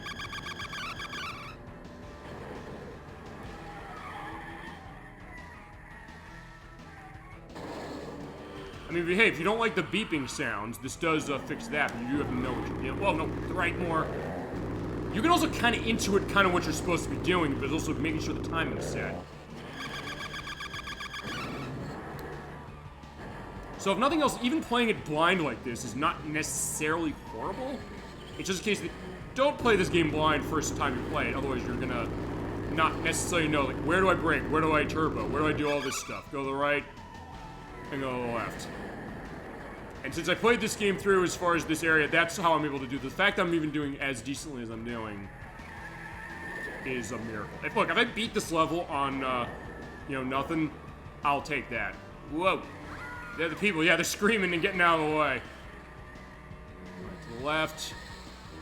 And also, in this case, I'm just holding, even though it's hurting my score.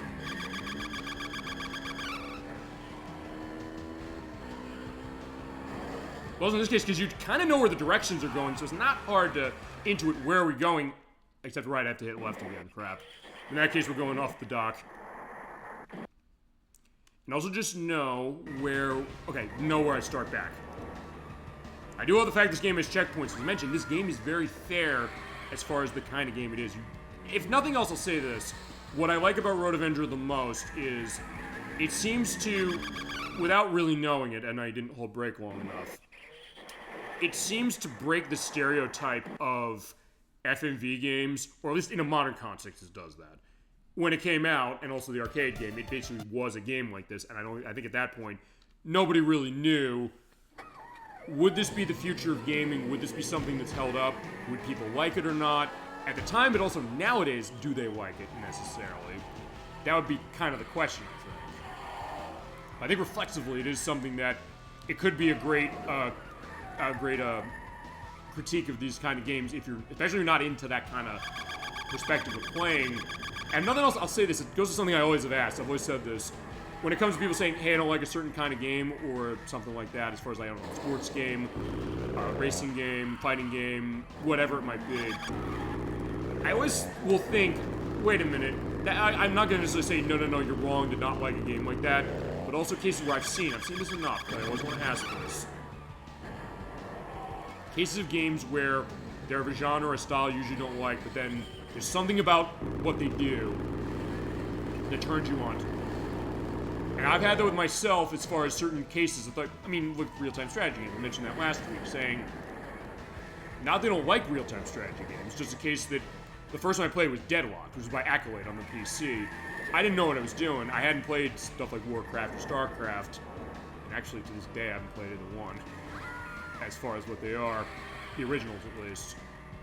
So, I kind of was thinking, when Age of Empires came around, my brother Herricknock, he got that as a Christmas gift, because my family knew, like, he loves, like, Roman gladiators and centurions and Roman history and all that stuff. The case that, maybe I would say, no, would I necessarily like a game like this, but I loved it. And that's why I thought to myself. And I've heard people saying, hey, they don't like certain kinds of games. Like, I know people who maybe, actually, that's a good example as far as a genre like that. Real-time strategy games, I said, I know people who love Age of Empires who don't like games, who don't like that kind of game. People are, they say, hey, I don't necessarily get into strategy cases, but I love Pikmin from Nintendo. So sometimes it can be that specific thing that a game is doing, whatever it is.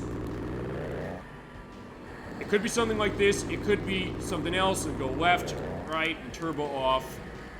Okay, so I am remembering, I guess, what I gotta do to get through this. So I can get through at least this one level. I think we can. I do remember what I gotta do. I gotta boost, and then I gotta brake at the end when he crashes. There we go. Okay, so yeah, I got through one level on hard, because I remembered how the button prompts are, but also something you can kind of intuit. But I was saying, the case that sometimes when it comes to a genre, I would say this, even if you don't like FMV button press games, I guess you get more points going through when it comes to on hard for that. I would think, if nothing else, I'm not going to necessarily say to people, oh, I think you're going to like this game, necessarily if you hate FMV games or, I guess, quick time button games. But I would say, I'd be curious to see, if you give it a try, what do you think? Is this one that maybe changes your mind? Whereas I might not like these kind of games, but I like this one. Or in that case, yeah, just crash. And it's something I think maybe I should probably do this just as more of an exercise a little bit, which is maybe just ask, especially when I have guests on show, I was getting rear-ended by that dude again. Not that I'm expecting to get far as this. Cases of games you don't like in genre, or genres you don't like, but what is it about the games in that genre you do like that get you going? Actually, one example of that. Yeah, the fact that this is by, that it has music by the guy who did the music for Mario Golf. I know Crusader 64, he hates Mario Golf, he hates the concept of golf as far as a game, and he's not big into sports games. Most of the people I know do not like sports games whatsoever. They usually will not give it a second look even. But it's also a case that for certain ones, they will make that exception. Actually, I'm that way a little bit with like Mario Golf. There's other sports games I played, loved back in the day, stuff like World Series Baseball and NFL 2K as an example. But other cases where I know people, they'll play like Mario Golf because they like the Mario style. Crusader 64, he loves Mario Tennis on the Game Boy Color. He said that's a game I adored because of its RPG stylings and also because of how it kind of operates itself, the way it presents itself. So that made me realize, okay, then what is it about a genre of game, anything, where if they don't like it, what attracts them? And sometimes it could be, I don't know, for lack of a better term, maybe simplifying it, but I don't know if that's necessarily saying, oh, that's necessarily simplifying. Even something like Pikmin, there's a lot of depth to something like that, even if it's not as insanely complicated as something like Civilization. So. But the fact that there's sometimes a lot of unique tricks and things that only an expert of that game, whether you come to that genre first or really love it or not, can understand. And And in that case, this is always a fascination. Why I always ask that question when they say, like, hey, if you played this game and they say, hey, I don't like this kind of game, I'll say, okay, but well, what happened? Oh shit, did the game lock up? Okay, we did show the game. Okay, that is an ignominious end to Road Avenger. Okay. Resetting the console. Shit, even that's not working. Jesus Christ. Okay. There we go. Okay, if nothing else, you're seeing the Sega CD screen. Okay. And you know what? I'll let this play for a little bit. Okay, so I don't know if the game doesn't work or what. Or that's a known bug. Okay, yeah, only on this show. But I do love that, and I wouldn't necessarily trade it for anything in the world.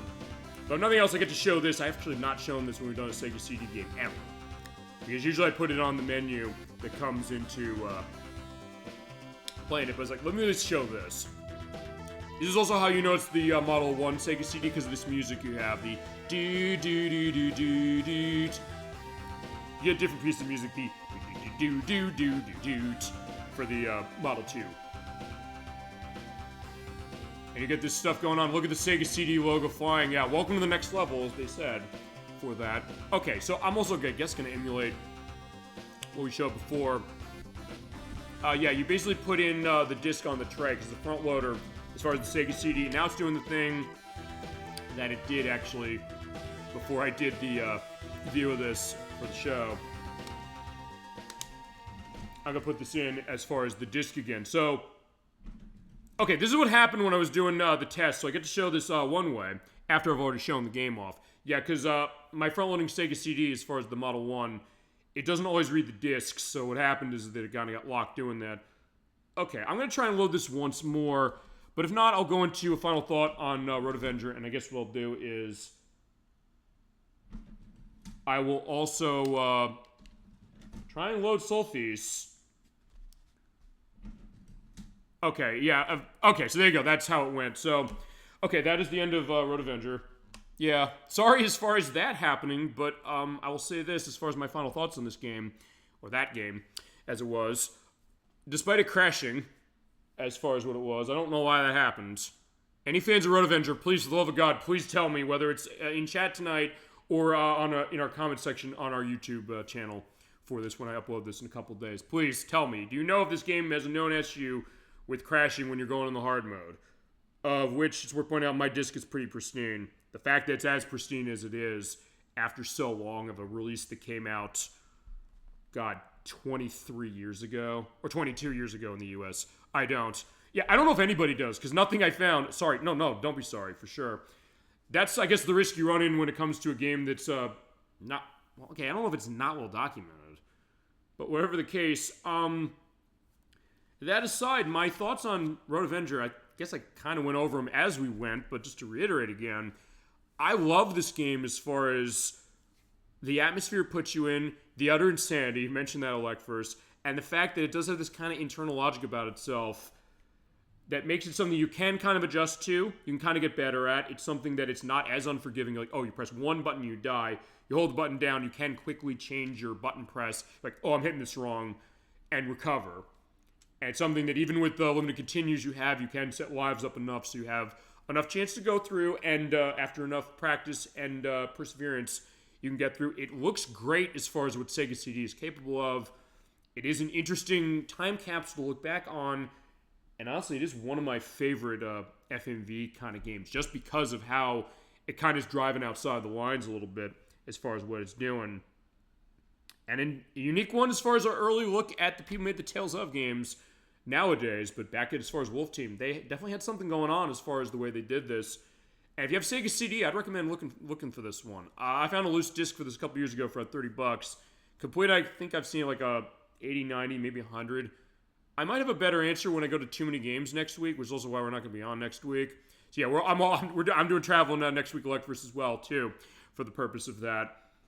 But that being said, I can maybe give a sense on our next live show. I will not do it on the edit of this one, because I'll be putting this up before I go. But having said that, it is a really interesting one, and I would recommend it. Even if you maybe are like, I don't know if I feel the FMV quick time button game. Maybe give this one a shot. You might like it more than you might like it more than you might expect, or maybe you might not. But either way, it's a really interesting game on a really interesting system as far as what it was. What's Too Many Games? It is a gaming convention that's usually held in Pennsylvania around end of June. Actually, I wasn't able to go last year because I was buying a house. So that this year, it's a case of I said, I can do it this year. I want to go.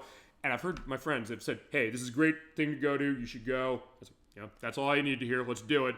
And get that experience. There are going to be panels. There's going to be tournaments. There's going to be lots of game sales going on. I'm probably going to be looking for stuff. I have a massive list, by the way, of stuff I know, chat, you've asked for. I'm going to be looking for. I'm going to be looking for Gekido for the PlayStation. I know, Electris, you want to see that. Dolly Fan, I'm going to be looking for Dragon Ball Advance Adventure for the Game Boy Advance. I know you want to see that. I'm going to be going through. I've been saving up money for the purpose of this just to get a sense of I'll go hog wild on this. And we'll come back in on July 4th. I will talk to you about it with another short game we're going to have for the purpose of that. But I've been to gaming conventions before, but it's one of those things that I've never been to this one. I've heard it's great cases. A lot of people, as far as on YouTube and Twitch and things, were way more popular than we are, but still, that's okay to me. It's a case where we're marching the beat of our own drum. We're driving our own car as far as how it is. Cases like Some Call Me Johnny, he goes there. A lot of other cases as well. Sometimes they'll go to MagFest. Sometimes they'll go to, like for saying Georgia, MomoCon, which is in May usually. That's not just gaming, but also cases like that. So you can find a lot of cases of this around. Like, hey, if you love gaming, like I do, apparently they're saying, of all the people, as far as Too Many Games that we know, is like the fact you haven't been, if you haven't been, like you're going to go nuts as far as Too Many Games. You're going to love it, so they say. And I trust what they're saying for sure, so I'm looking forward to that, as is the case. And I'll see if I find a copy of Road Avenger, see how much they want for it, and what that's going to be. But anyway, for the purpose of this, I'm going to see now, since Road Avenger's done, a little faster than expected, also I think ignominiously, I'm going to try putting in another game from Wolf Team. I'll see if this takes. I'll also try to see if I can load it, because I mentioned the Sega CD turned off. We were in the Sega CD menu and it froze again. Okay, so yeah, why is my Sega CD freezing? Just the system's freezing. I hope nothing's wrong with it. Okay. Yeah, it's also worth pointing out this. From what I understood, the Sega CD, the Model 1, it's seen as more reliable. But it's also something I've understood, it does have cases where it does not read the laser as far as on the tray. It doesn't always read the disc correctly. So sometimes it's a case where you'll have cases like this, where it's having trouble loading stuff. It did have that when I did on the show, or get prepped for the show a little earlier. It's still doing it on Sol-Feace. I'll try, I'll tell you what I'll do. I have everything on Sega CD in my line this way for a reason. I'm going to just put anything in to see if it takes it. So Sol-Feace didn't take that. Chuck Rock, it's not taking that either. Sol-Feace again, while I try and pull something else out on the line. If this doesn't work, what I'll do is I'll boot up El Viento, and I know El Viento will work. Because we're pointing out the Sega CD, the Model 1, it is front-loaded, it is controlled by the software. So in this case, I'm hitting the close button to basically make that disc door open and close. I just put in Lethal Enforcers from Konami. That didn't take. The Sega CD Model 2, it is a top loader. So in that case, you basically pop the lid in, and it'll basically be like, I don't know, like the Sega Saturn, the Dreamcast, the PlayStation 1, find the Slimline of the PS2 as an example, seeing what's going on. Actually, wait, what's that thing as far as the scratches? That's Lethal Enforcers, and yeah, still, yeah, because I bought Lethal Enforcers like a little while ago. All right, that's Sewer Shark. We have shown Sewer Shark on the show before. Let's see. I'm just going to do this just for the purpose of this, and then if this doesn't work, I'll pull out El Viento. But I do want to show Sol-Feace. I want to show that one because it's by the same people. All right, Sherlock Holmes Consulting Detective. No, that's not working either. Sega Genesis Arcade Classics, Volume 1. We have shown that before. We showed it when we looked at Streets of Rage. That didn't work either.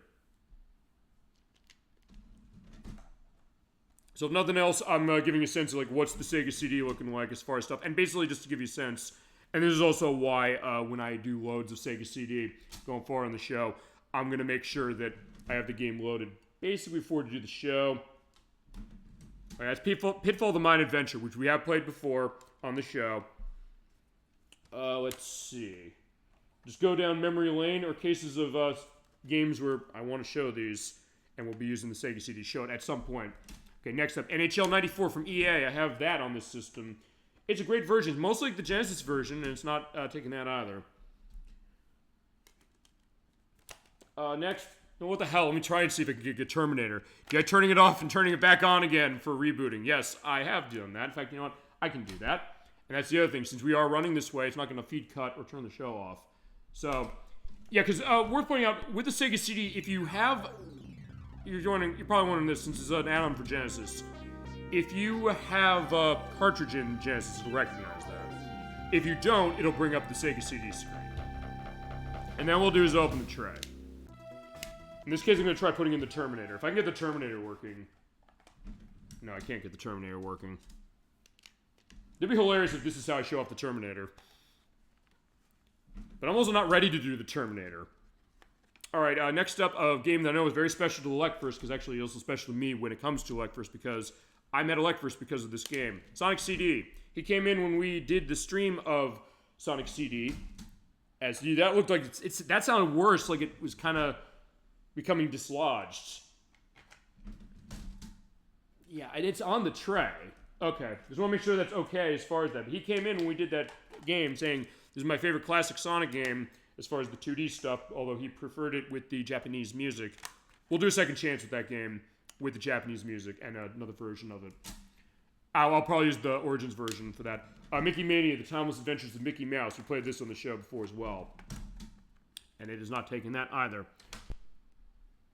Oh, fine. Let me just take one last take of That's Lethal Enforcers, that's Sol-Feace. Because I want to show Sol-Feace if I can do it, and it's going to be awfully confusing if people are looking at this and saying, why is it showing in the chapter select here on Twitch that you... Why is it doing that? It looks like the disc is skipping in even though it's in the tray flush. Like, why are you showing off Sol-Feace and there's no Sol-Feace? We're going to look in this chapter. Like, it's not here. Where's the game?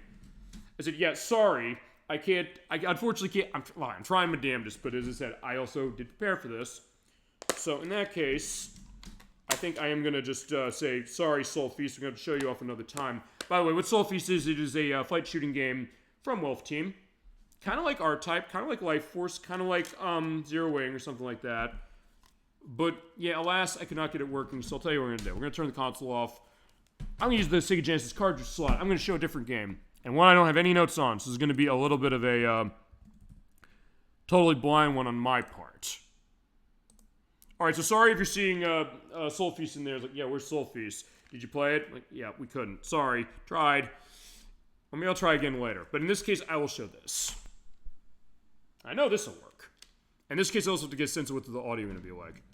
Except... Okay, this is the weird shit there, is that the Sega CD's tray opened even though I had a Genesis game. I said, oh, the Genesis cartridge doesn't do that. Okay, fine. This is El Viento. This came out, in 1990... I don't know, 2? I think. That's not right. As far as it, I'll have an edit down. We're pointing out, I have the Retrobit release of this game, which also has a certificate of authenticity. I'll have pictures of all this stuff too. Flashlight warning, by the way, in its intro. That is number 389 of 3,400 copies that they printed of the special version, which takes place, by the way, in 1928 New York City. Skyscrapers are going to be overwhelmed by a force of an evil dark world power. Yeah, they want to take over, and Hatsur, they're planning a... Actually, one thing I gotta do, seeing why is that cutting off.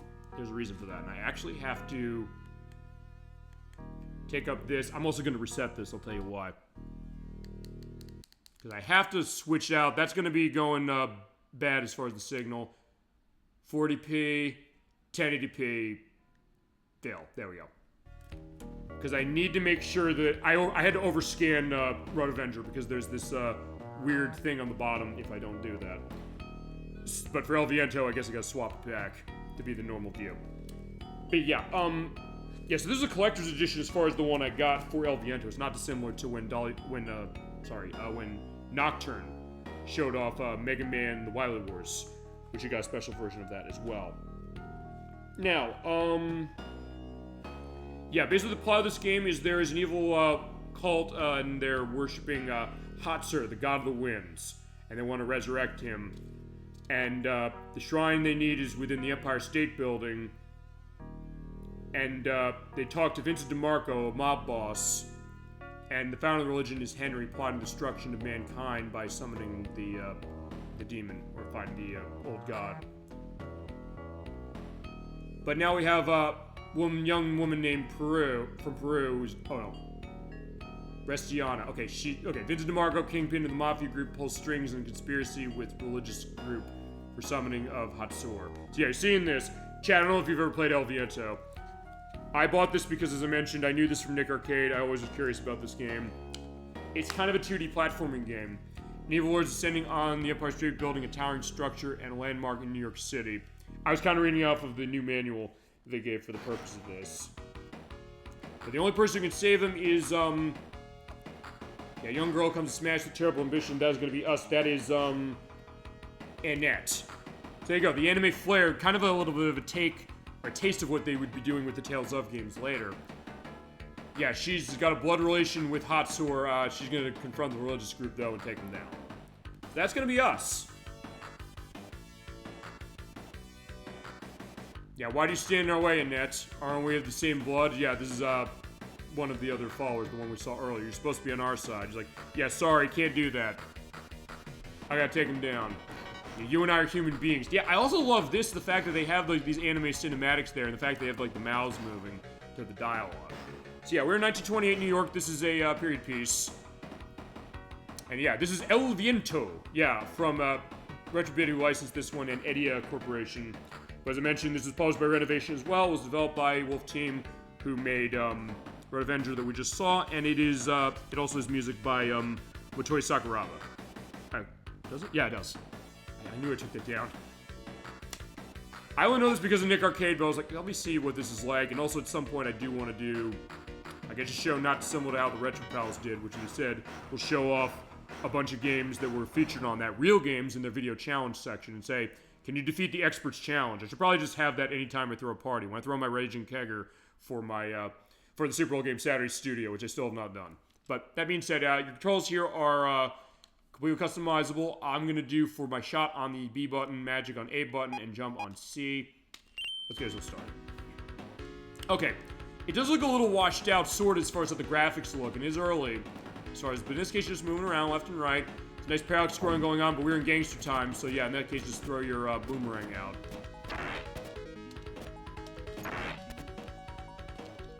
Yeah, it's interesting stuff. I've not played this game admittingly much, and honestly, it was this game that I kind of realized something was wrong when it came to my old Sega Genesis saying it wasn't working, and then I realized I need a new one, and the doctor helped me out. I guess there's probably gonna be some flashlight warnings here a little bit as I'm blowing up. Yeah, blowing up those motorcycles. So yeah, not dissimilar to Road Avenger in the sense that it's almost a sense of insanity here. Also the fact that he's taking cover, and when he's behind cover, you can't hit him. If I also have my magic, that's on A button. Oh.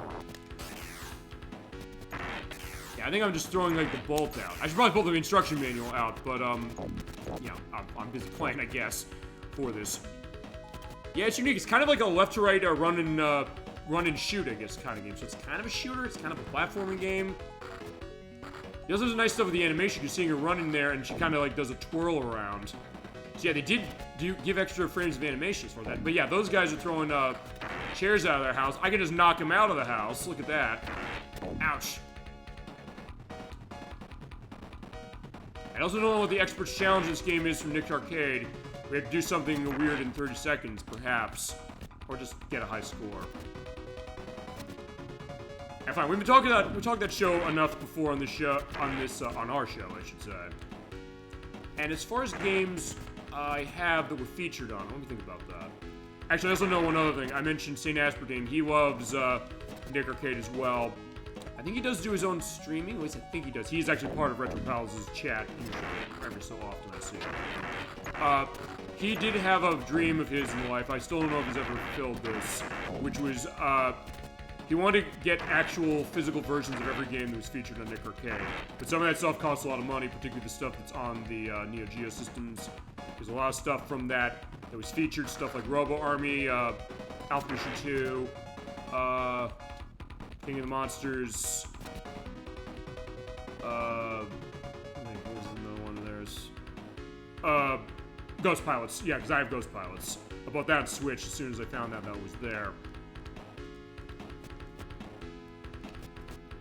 And El Viento was another one. It's like, I knew what El Viento was because of that show, but I also got a sense of something I still have never figured out how to do, which is, how do I make that jump up there?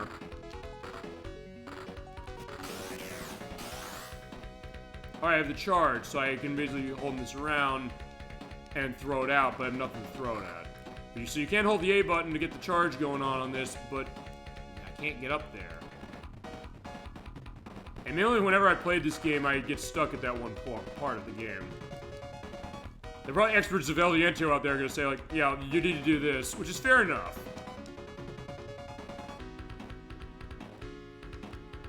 That being said, let's see, hang on. But my MP does recover as far as my shot. And his start, that's just pause. If the only other thing I can see to do is make a jump from over here, jump over, what is it, left? That, well, alright, I gotta jump this way. Yeah, I'm up there, but I can't, and not like Ninja Gaiden, I don't think, where you can do the jump, although in this case, let me open the manual, so this is more just a demo of this game. We can do this for a full show. And the manual also has everything in Japanese as well. Let's see. Press diagonal down and B button to dash forward. Or C button, I should say. Right, because of that. Yeah, so in that case, you have like a dash case like that going on, so that's good. This is also why you look at the manual and why I miss instruction manuals. Attack with the boomerang with, in this case, the B button. You hold down the button. Alright, you hold down the button, it cycles across spells. You have more than one. We only have the one. Let's see. This is the fireball, by the way. It's not super powerful, it's stronger than their standard attack. And we have other ones we're gonna get later. Actually, right. Air 7 is a sequel to this, or a prequel to this. It's one of those. I don't know. I'll say below which it is. Because apparently the manual says that's a case of it. Okay, so... But to make through alleyways and buildings before we get to a powerful tank, that's the idea, so... Alas, I gotta figure what I'm doing. I do want to at least do that, if nothing else. Let's see. Oh, to go in the door. Okay, never mind. So I hit up on the door. There we go. I was say, yeah, why can't I do that? But alright, that's a door. So that's good to know. In this case, I have to make the jump very specifically to get over there. Perfect. Okay. Okay, so just remember going in the door. There you go. Perfect. Oh, there's a car.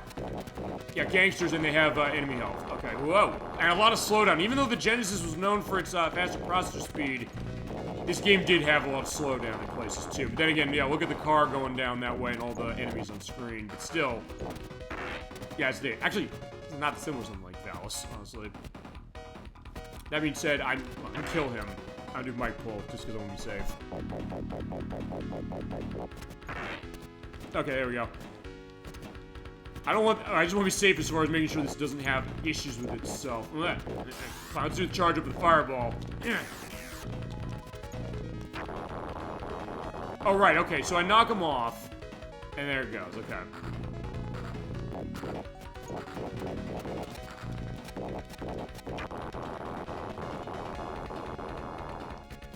This is a very interesting game, though, except I'm dead. Oh, right, you only have one life. I forgot about that, shit. So that's game over. Sorry, there you go. Okay, you get 3 continues. Okay, so it's 1 life and you die, and then 3 continues. I'll see if I can get to the end of the first level, if nothing else. This is also one of those, I'm gonna have to practice this game before I do it. I know that for sure, and also why I will practice as far as well. I guess I'll try Sol-Feace again after this, if I can get that going, and if not, I don't know necessarily what I want to end on. Because usually play a game like this, it's usually a case where we'll have a game that's really running long, or I'll say, I'll pull something else out, or Chell say, hey, why don't you pull something else out that you can show? Keyword, that I can show. I would show it something else on Sega CD if I could get that running, but maybe the fact that it's this way. In fact, I'll tell you what I'll do, since the disc tray is still open. Where is it? Chuck Rock. Yeah, where's the Sol-Feace thing? I'll put that back in his case. So yeah, the Sega CD tray is open, despite the fact I'm playing a Sega Genesis game, so Viento and Sol-Feace are on the console at the same time, technically. I also have a picture of that because that just looks funny. Actually, you know... Yeah, I'll have to make that happen off screen, I guess, unless I say down here, no, I couldn't do it again. Yeah, but there's some nice details in here, even though the game is not necessarily the best looking thing visually you're ever going to see. Even on this console, it's not. I think the artistry kind of helps as far as the way some of the colors go, although it does look a little kind of muddy a bit, and also stuff with parallax scrolling in the clouds and the buildings. That's nice as far as how it's kind of scrolling off at a different speed itself. Create that sense of three-dimensional perspective. Whoa! There's no like axes and shit out, so yeah, get out of my way, guys.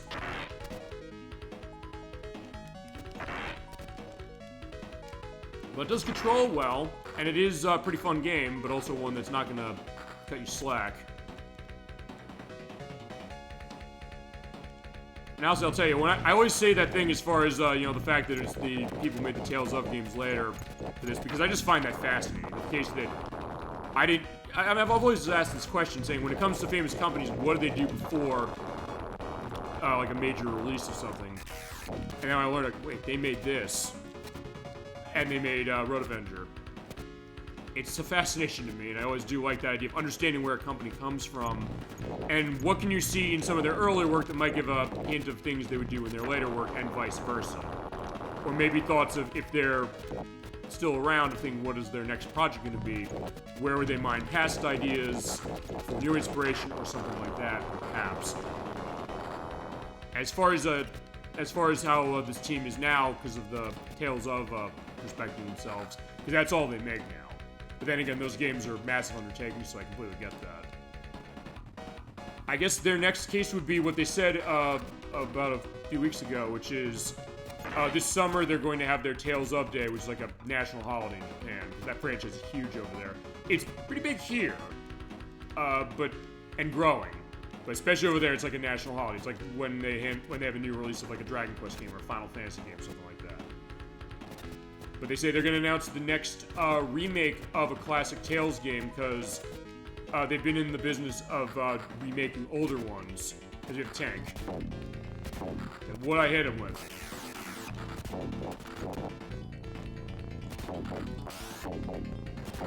Ow, I get shot. Alright, yeah, the tank killed me.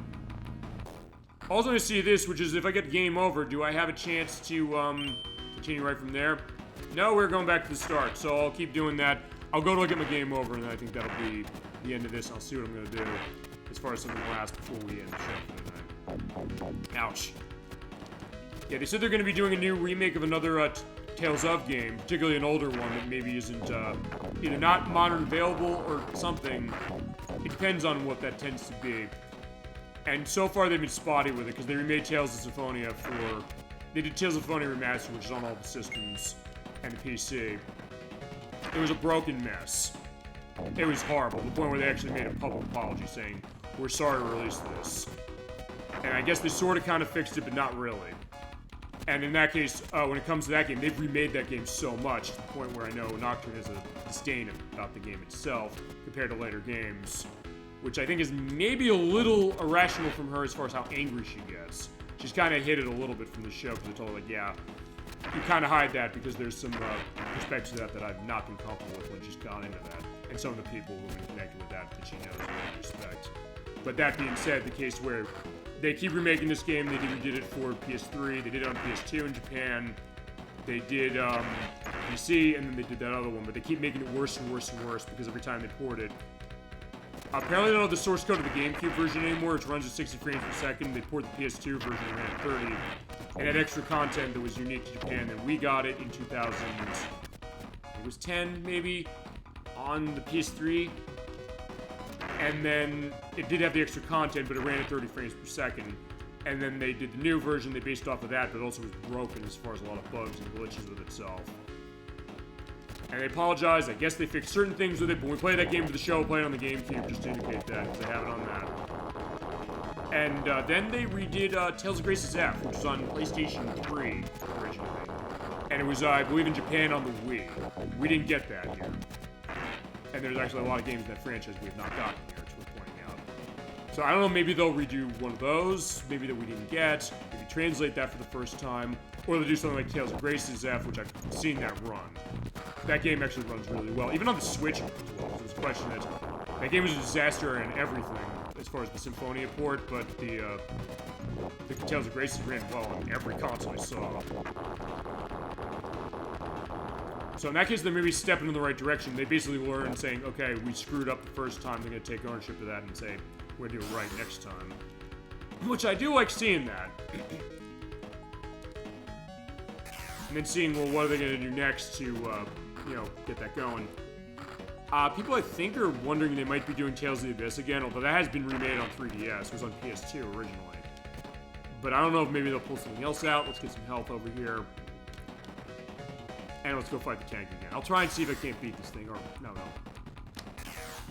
Oh, there we go.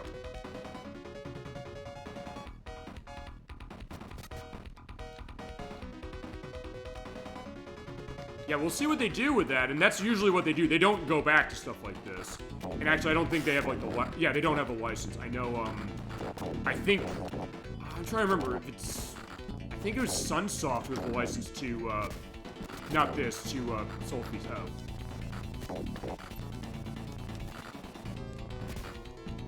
Uh-oh. Crap, I'm dead. Yeah, I'll go to my next game over, and if I can't beat this boss, we're gonna have to go on. Yeah, this game is not easy. Like, this might be, as far as I can tell,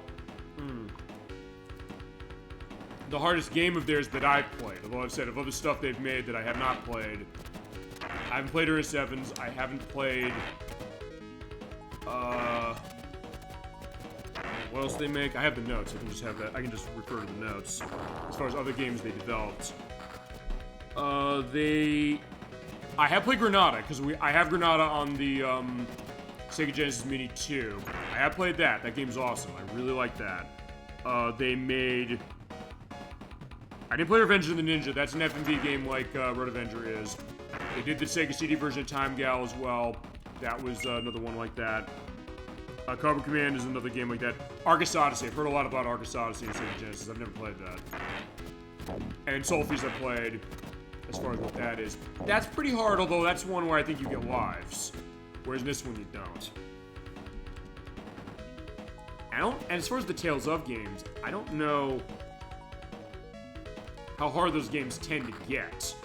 I mean, because of the ones I played Symphonia, I played Vesperia, which is the one that's on Xbox 360, but they've since ported it to a bunch of places, and they did that one right. That game was really well done. As far as the new version, they gave extra content that was only in the PS3 version that came out in Japan only initially, and we got it on PS4, Xbox One, Switch, and PC. Yeah, and those games, as we're pointing out, the way those battles work, it's a case where you have real-time battles going on as far as when you get into a fight. So it is like this. This is kind of a Twitch action case where you have to use your magic and attacks correctly to get to victory. But I don't know necessarily what the hard games in that franchise are. I don't know, Chad, what your background on the Tales of games might be, and which ones are going to be the hardest. As far as us showing them on the show, we have to get a sense, like, which one we're going to do first. I think Nocturne said she wants to do Tales of Vesperia, but it's also something that those games are insanely long. So what I want to do is, I want to make sure she's going to commit to that, with all due respect, number one, and we'll see how we're going to scope that. And also, I think the other thing, and I'll bring this up to her, I mentioned our project for scoping games next year. We're going to have a look at a game each month next year, where it's stuff that, it might be really, really long, it might be stuff I don't know how to scope. I'm going to actively show it off to ask all of you out in chat saying, how do you want to see this? Or ask guests of mine. We're going to ask them, say, what do you want to show on this show that might be really, really long you want to do, but you don't know how you want to deliver it? Because I can think of a couple things. I mentioned I'm going to show off Persona 3 FES that way to start next year, because I said, I want to figure what I'm doing. I want to figure out how I'm showing Kingdom Hearts Rechained Memories. I want to figure out BlazBlue Calamity Trigger, because these are games I mentioned for a while. We could figure out something like that, or something like Xenoblade Chronicles, because I know Narc came up with that as well. I'll ask him flat. I'll say, hey, is there a game you want to have looking over to see how do you want to scope this? Is like a preview program, basically. I'll ask her as far as that when I see her in September for the next show she's going to be on. But that being said, I'll raise that idea to her, because I think that might be a good idea, because I was thinking about that, saying some of these games are long, but I don't want to not cover them, because it was even brought up saying Chasm 22 was Final Fantasy 14. That's a massively multiplayer online RPG that is insanely long. We could be doing that for the rest of the life of our show. But it's also something that, fine, if it's something too insane, or as far as too massive, I don't want to not show it off. If people's like, I want to see this, I want to give it some due in that way. And maybe a way to do that would be, let's take an overview of it and maybe have that as a show for something like Final Fantasy 14. Those other things, as far as the RPGs, those we gotta do at some point. It's basically just an idea of scoping. It is a question that I always have said that. Okay, that's one thing I can do. I can just launch on the tank and I don't get hurt. Okay, so fine. That's my strategy now, which is launch on the tank. I don't take damage.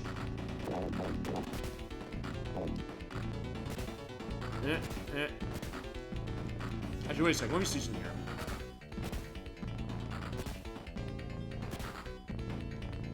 We're watching the animation because of how it does the cocking of the bullet. Oh. Okay, there we go.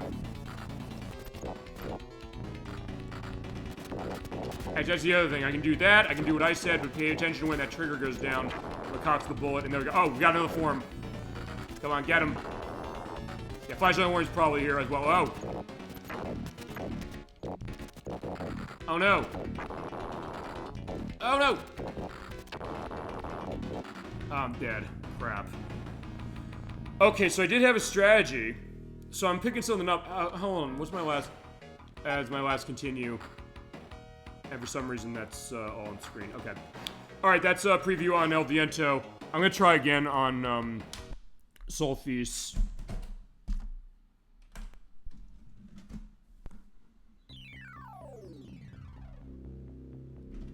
And if I can't get Sol-Feace to work, and also this is why I overskin for Road Avenger, seeing that weird thing on the bottom.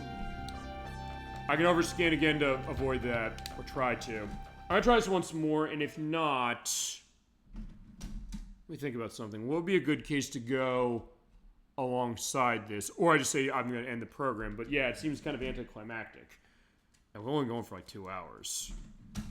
Yeah, it keeps doing that. It seems like it's kind of... You know, I'm gonna close it without a disc. Okay, no. So it just must be something weird on that one. Actually, maybe I should just...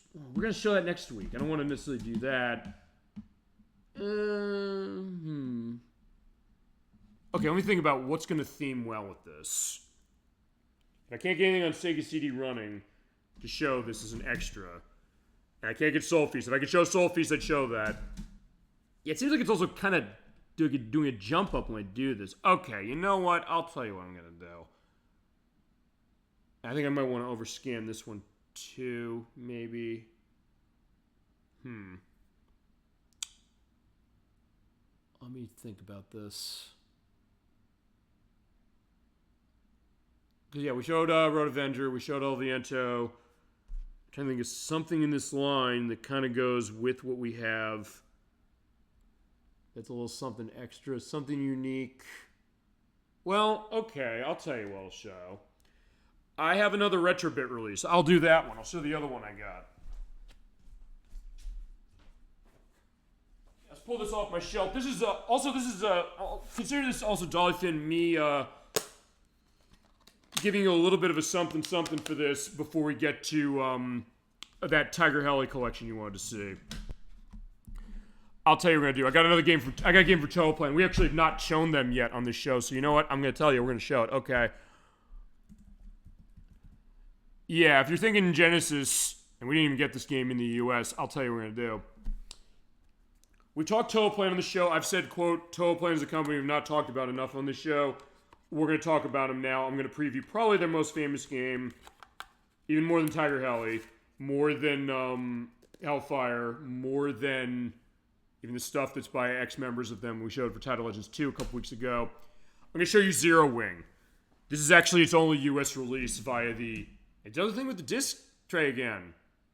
Alright, so let me show you this one.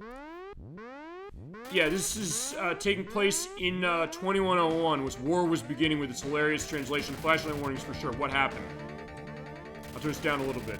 Somebody set us up the bomb. This is how it's translated when it came out in Europe, and they kept them for this release. We get signal. What? Yeah, it's the captain of our ship, so main screen turn on, please. It's you! Yeah, this is Cats. How are you, gentlemen? All your bases belong to us. You are on the way to destruction. What you say? You have no chance to survive. Make your time. Okay, yeah. Ha ha ha ha. So that translation has become infamous for years just in the back of what it was, because it was a Japanese release. They released in Europe only, initially. They had this translated. Take off every zig. What are zigs? It's those things that are in green. But, yeah, you know what you know what you're doing.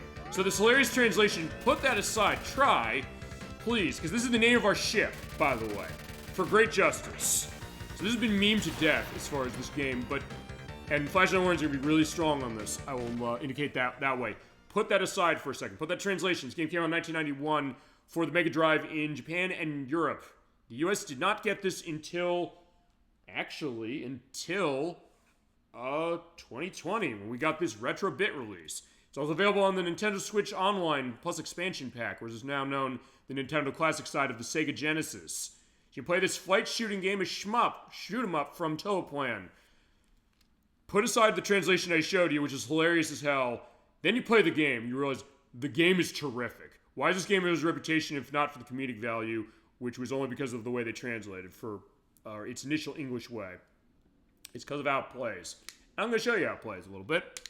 And this will be the end of the show, I think. So for this one, you also have rapid fire. I have my players of... We're going to set easy, normal, hard. I will set easy because I have not played this game in quite a while. I'm also going to pull out the manual. This is also another one where I have a collector's case of it. And for this... let's see. This came with a sticker set. This came with an instruction manual. It came with a certificate of authenticity that is a nice envelope with an interview with Masahiro Yuge, who was involved with the making of this release. He developed the game for Toaplan going back in the day. And the certificate of authenticity, which is number 722 of 3500. And you get a nice little picture of Cat saying all your bases belong to us. All pictures of all this stuff. Yeah, and because this is a limited release case, good luck getting this copy as far as this for cheap anymore. You will not. But you can play the game on Switch Online, and you can also get reproduction cartridge copies of this game. But one thing I also wanted to do, I did want to pull up the manual to get a sense of how I play this thing, because I'm going this one totally blind for the purpose of the show. Okay, so for this game, just to indicate, when you're on easy, you have unlimited continues, normal is only 10, and hard is 15. Your controls are, you fire on A and C button, and use your tractor beam on the B button. When you do that, you're able to catch things and shoot them back. And we're going to Natolls. Alright, so there you go, main screen turn on, we're all set. And again, like El Viento and with Road Avenger, there is kind of a nice style to how this game is presenting itself and telling a story. And if you're playing Sol-Feace, you see stuff similar to this, as far as how the layout. So this is how I've been getting around. I can't show you Sol-Feace live as far as this, but I have something else that's like Sol-Feace. And so first look at Toaplan. I'm glad to show this. I get this terrific music going on. I will turn this up a little bit. Okay, so we're coming out. Here we go. Your tractor beam, that's on B button there. A is the shoot. It shoots over the tractor beam, pick it up, and shoot it out. In that case, I also got that red item. I'm able to have 3 ships at once. So you have a lot of power-ups, except I got shot. And it's one shot and you die. So this is not going to be easy. Actually, I have not played this game in a while, and despite the fact that this is easy on the screen. Shadow experience on Zero-Wing is. Have you played it? What do you think of it? Also, what's your takes on Toaplan? This is our first look at them. As I mentioned, Dollyfin, we're going to look at that Tiger Heli collection, which I'm going to get on the Switch. I'm going to look around for that. Maybe too many games I can find a copy of that. Or I'll just download it specifically, because it is downloadable, but there is also a physical version that Limited Run did. They do not do it anymore as far as it was a limited release. With that being said, we'll show that and have our element to that. Or, I think, what's your experience in Tiger Heli, for that matter? If it's the case as far as that, or shmups at all. Yeah, my experience was, as I mentioned, coming to a lot of games in the genre late. I did not grow up with many of these. I remember this did not come out in the US initially, so I did not play it. I just heard the stories as far as the translation for All Your Basic Belong to Us. I've never played this. It's good. It's not easy, but it's good. It has a great sense of style to itself. It looks really nice. It's not easy, but it also is very satisfying. Good patterns going on. The music is terrific. And yeah, to start, that's all I can say about it. As I mentioned, this is a preview, so we can definitely come back to this game for show, and we should, and we will. As I mentioned, also the Tiger Heli case. We'll definitely do that one.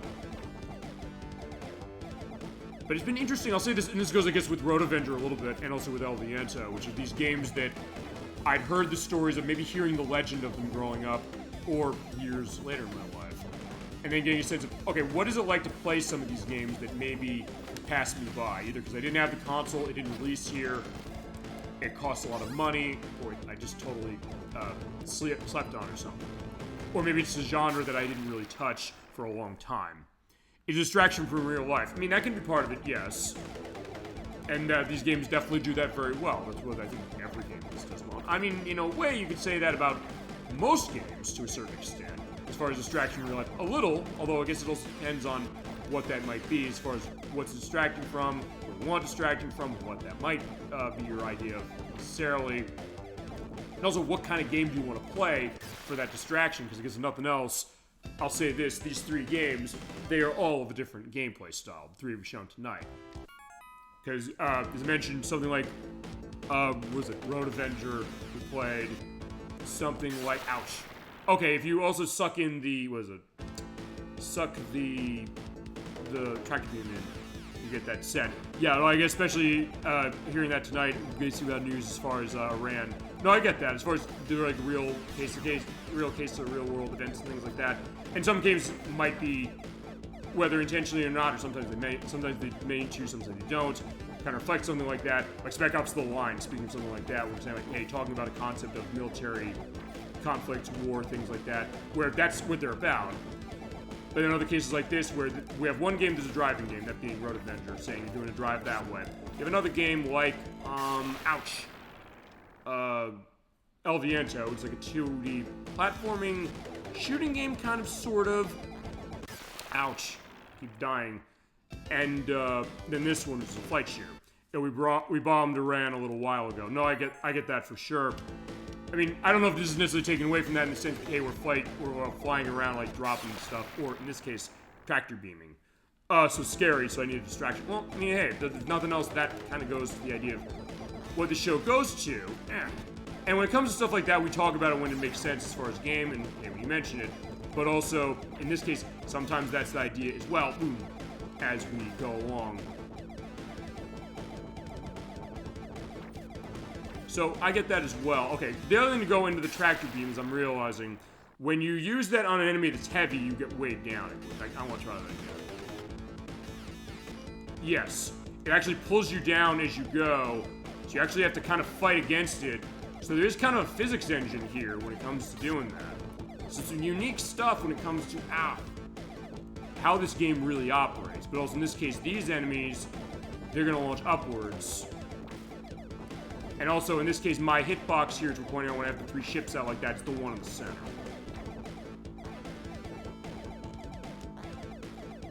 It doesn't get this great bass music. It's really good. Is it hard? I would say yes, it is. For me, it's hard because I've barely played this. But also, even as far as games like this, the fact that it's one hit and you die, that's part of the reason for it as far as why I'd say it's difficult. Although, as far as this kind of game, I would say it looks like it. Yeah, I would say so. As far as really hard games in this genre, we've shown a bunch of games as far as this. I would say, actually a lot of the R-Type games from Irem, those are really hard. I know they put Super R-Type from Super Nintendo up on the Switch Online about a couple months ago, I think, or maybe a year ago. It was a while back they put it up. Kazim22 had played that game. He's like, this game is insanely nuts. In this case, it's basically just being able to kind of do a pattern memorization, but also the case that since you die in one hit, there's so many things on the screen, you gotta get a sense of, can I avoid that? Can I kill this guy? Can I avoid when he shoots out the purple beams? Okay, I did get him. But we're still going. So it's a case where there's a lot to keep track of on screen, and then we're also changing... Okay, the color-coded items change your ship out to have shots. So in this case, I have, like, straight shooting shots. The green ones were shooting downwards. So yeah, it is hard because of the one-hit kill case. On easy, you do have unlimited continues, it's worth pointing out. So I keep playing until I beat the game, but I don't think I'll necessarily do that. But also a case where it also depends, I guess, on how you are as far as a genre like this, because honestly, I haven't played a whole lot of shmups like this. I might not be necessarily the expert as far as either this game or other games like it, to be brutally honest. And there are a couple of the ones I know that, because we've shown a couple on this show as far as what they are. And you could say something like Space Invaders being a little bit of a, I guess, Predators or stuff like that. I mean, that's a horizontal game, but this is maybe taking that concept and saying we're going to just kind of go along level by level, doing things. In this case, also because I'm dying here, I'm getting stuff going on here with checkpoints. So, above anything else, I think I mentioned this with some of the flight shooters we've shown before. It's more about, to me, I'll keep the laser. The laser might be nice. Understanding how the game is running as far as what is this doing unique. Because a lot of the shmup games like this, they have some unique things as far as how this is. In this case, it's getting the upgrades to your ship. Say I have different weapons to be able to take out enemies and bosses easier or harder. And weird things like that. Making sure you can move around and avoid taking shots. Make sure I don't get hit in the center. Quick reflexes, because Electros was saying earlier, saying, hey, with Road Avenger, how could you respond to insanity like that going on? In some ways, something like that, but also depends on the game, really, when it comes to how you're going to react. In that case, yeah.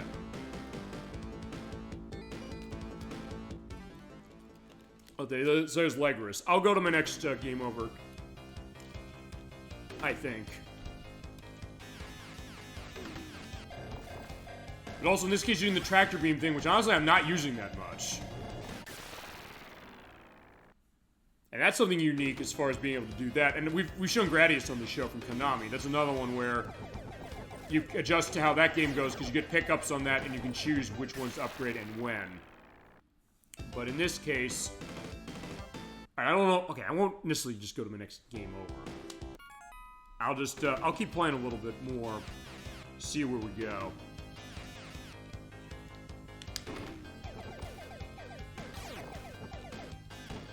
And you'll see what can I pick up. That's the other thing, because I'm realizing that when it comes to tractor beam, you can't pick everything up. If it's too big, you either get weighed down or you just can't pick it up, period. Like those big things like that, and hit that laser. That was my fault. I do like the way this game... Actually, let me see. Oh, right, okay. I just want to confirm that, because that's another thing.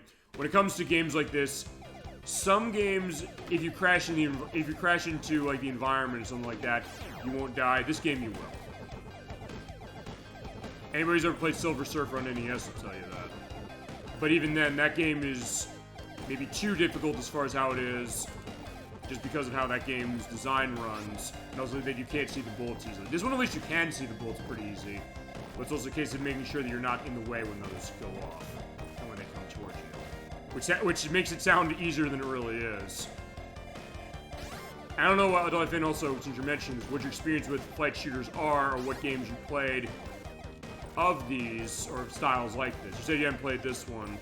I guess you played Tiger Hell, you were indicating, as far as toe play and stuff. But I don't know if other cases you played stuff like Gradius, or R-Type, or what other games like this you can think of that maybe caught your attention. Or that you played and what you might have thought of some of those. Look. None, honestly. Okay. Actually, that goes to what I was saying as far as, Road Avenger, which you can posit this, which is, let me think about this. Games of this genre, as far as a flight shoot 'em up, that if you've never played them, I'd recommend you give them a shot. Well, I wouldn't necessarily recommend you don't give this one a shot. It's hard, and you're gonna have to kind of look around for it unless you have Switch Online, where you can at least play it off of that if you have a Switch Online expansion pack account, or if you have Switch 2 now, you can also play it that way, through the same method. As far as a game like this that I would recommend, as far as like a first time case of it, What do you think about that? Actually, I'll tell you the one... I think the one that honestly I think I would recommend, not because it's an easy game, but honestly I think there's some... As I'm also getting that shield, so they shot the shield off, and it gave a protective shot. In this case, you're doing straight shots and also a diagonal shot, so be careful of that. And those things... Actually, I recommend Gradius, the Konami game. And the reason I recommend that one is because...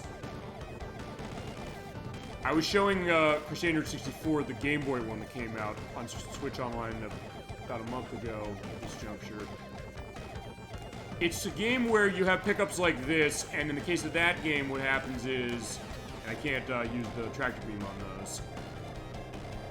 You pick up items and they go to a bar at the bottom of the screen, and you have an option to, when you get that pickup, to use it immediately on speed up. It is the first thing on the list. But if you keep collecting those things, you basically wait, and it goes to other things like missiles and other power-ups that let you kind of change how do you want to play the game. Do you want to have your ship running faster really quickly by picking up a bunch of those and max that out? Do you want to have laser shots where they shoot out in multiple directions so they cover more of the screen? Do you want bombs so you can hit things on the ground easier? So in that way, that game gives you a lot of choice in terms of how do you want to control the machinations of a game exactly like this. And Gradius is a horizontal flight shooting game like this, as opposed to a vertical one like what we showed. We showed Super Star Soldier from TurboGrafx 16. That's a game like that. That's a good one to recommend that way. I mean, there is Space Invaders in a different way. I mean, because Space Invaders is a game like this in that it is, you're shooting at invaders coming down, but it's also something that's more on static screen. Not that it's not a good example of a game like this, because it is. Either the original one or any of the other versions. Including the remake we're going to show on what actually... That's going to be the next time we do a Saturday show. Next time we do a Saturday show, we're showing off Space Invaders for the PlayStation, which I know Luckfors you want to see.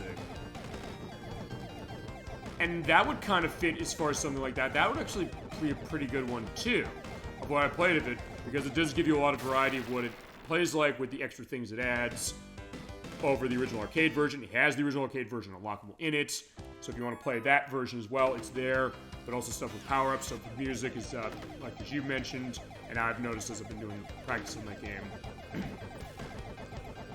Those are actually really good ones in that way that you would think, well, does that necessarily fit in? I mean, I guess it can. You can really force any game in any genre you want, really, as long as you kind of think of it. Since you're flying shooting the core cannon, so it is kind of like a flight case. You're in space, you're shooting at things, they're shooting back at you. So not a wrong case to say that's that kind of game, you know. Also, let's see. Like, I can't pick up the lasers. I want to see if I can pick up the missiles.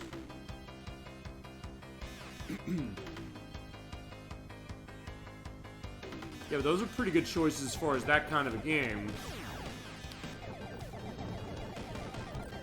And also, this one is nice to have a rapid fire, so you can just hold that A or C button down and just let this fire and go.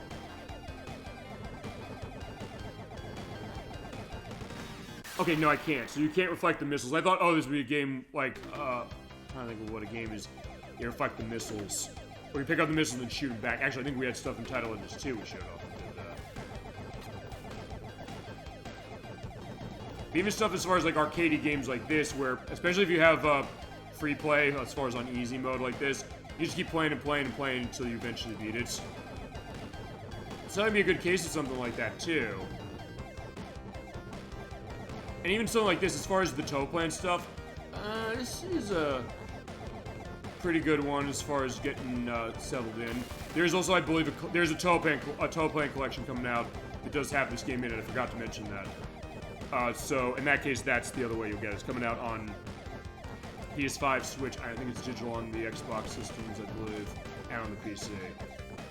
So this game is getting a re-release of itself semi-soon.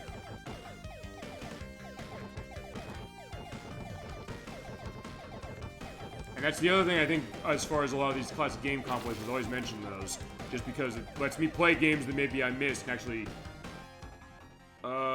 this is the only one that has a classic game compilation that's going to be it. Honestly, Road Avenger still does not have another port of itself outside of Japan.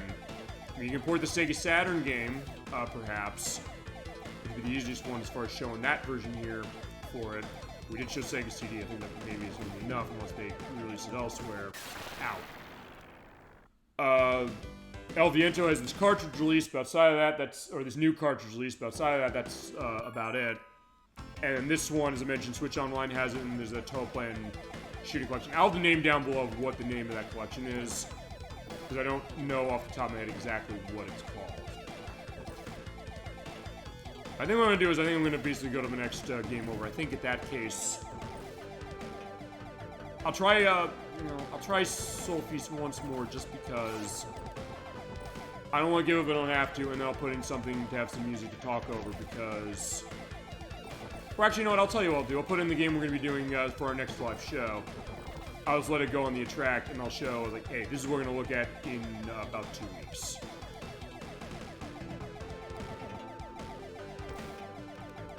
Yeah, not that there's going to be a whole lot to this, but also in case that, hey, sometimes a shorter show is a good case as far as something like an element of variety. In this case, I had within, like, it'll be less than 3 hours, I think. I can do the turnaround on the edit really quick compared to how long some of the other stuff is. And as I said, I don't have a problem as far as the long shows for the purpose of that, or even do the edit on long shows. It's just something to say that it sometimes takes a little longer to get it out because I have to edit more footage. I have to wait for it to render longer when it's a longer video, like with Shadow Hearts Covenant parts and things like that.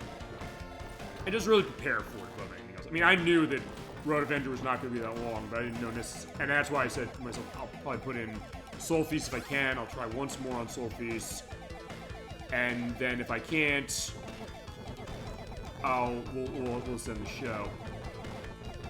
But basically, just more about planning and also beginning sense. I knew that game wasn't going to run long as far as what it was, so I don't know necessarily end the show after like 15 minutes. I mean, there's literally nothing else to do. As far as that, I'll do it. So I'm not necessarily elongating the show just for the hell of it. I'm saying these are kind of going into theme, and also something that, if nothing else, means I get to show a game off maybe sooner than we normally would. And I'm all about that. I'm always saying, hey, if you love a game, sometimes we mention games, I have an excuse to show something that maybe you asked for, maybe something that's of interest that I've wanted to show, but I said I'm not ready to do it. Clearly, with the case of Zeroing, I'm not good enough at this game to be ready for the show, and I said, when it comes to stuff like this, I want to make sure I'm practicing and ready to go when it comes to it. But when I'm just previewing, I was like, there's no pressure on me. I can just say, I don't even necessarily have to know all the information about the game, really. I just give a brief overview, a little, sort of, for that. And then kind of show off what it is, hear what all of you have to say. Maybe you have something new to say, or you need to say about a game we're showing, just as a preview saying, oh, I know this game, I grew up with it, I loved it, or something like that. Which is great. I love to hear that. I love when I get a sense of that. Of people saying, maybe think like, oh, nobody knows this game. Because I know that's sometimes common as well. And Electric, your mother mentioned this, saying we did Warriors Wood, saying, I get the sense people don't know this game, or don't remember this. And particularly that Super Nintendo version, Nintendo's not re-released that game, really, at all. At least in the US they haven't. So, in that case, maybe the thought that is it getting forgotten, would just say, well, we won't forget it on this show, or even if I don't know it, I'll say, let's take a look at it, let's talk about it, let's see what do we have here, and maybe get a sense of like what you want to see, and hear your stories in gaming. Because I can tell my stories, sure, that's only one part of it, though. Sometimes that memory you have with something, even just in case if I saw this and I always want to play it, I missed it, I'd like to play it, where is it available? Sometimes it's something as simple as that, saying, oh, this looks cool, or I like this kind of game, or I know this company, I've wanted to see stuff of this company, like the Toe Plan. I've wanted to show stuff of them for a while, but I said, when am I going to be ready to do this game, number one, and when am I going to be ready to do Tiger Heli, number two, and also, what else do I want to show, and what's going to be the context of when I can show it. In this case, we're shooting down this guy, and when you do that, I guess I had to hit the areas like with the eyeball, just as a nice detail as it goes, and then hit that purple light. There you go. But now, where I hit, and in this case also make sure you know where do you hit that you can hurt the thing. Usually look for the lights. These are wherever it flashes a little, and I have to go back here.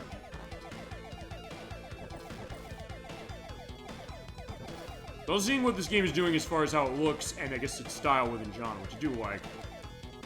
As I mentioned, yeah, we did need to look at Toe Plan. I think it's fitting. I guess we looked at this one. So, when you think about it, yeah, our first look at two companies, really, on the show. I don't have another Toe Plan game on Genesis. If I did, I would show it.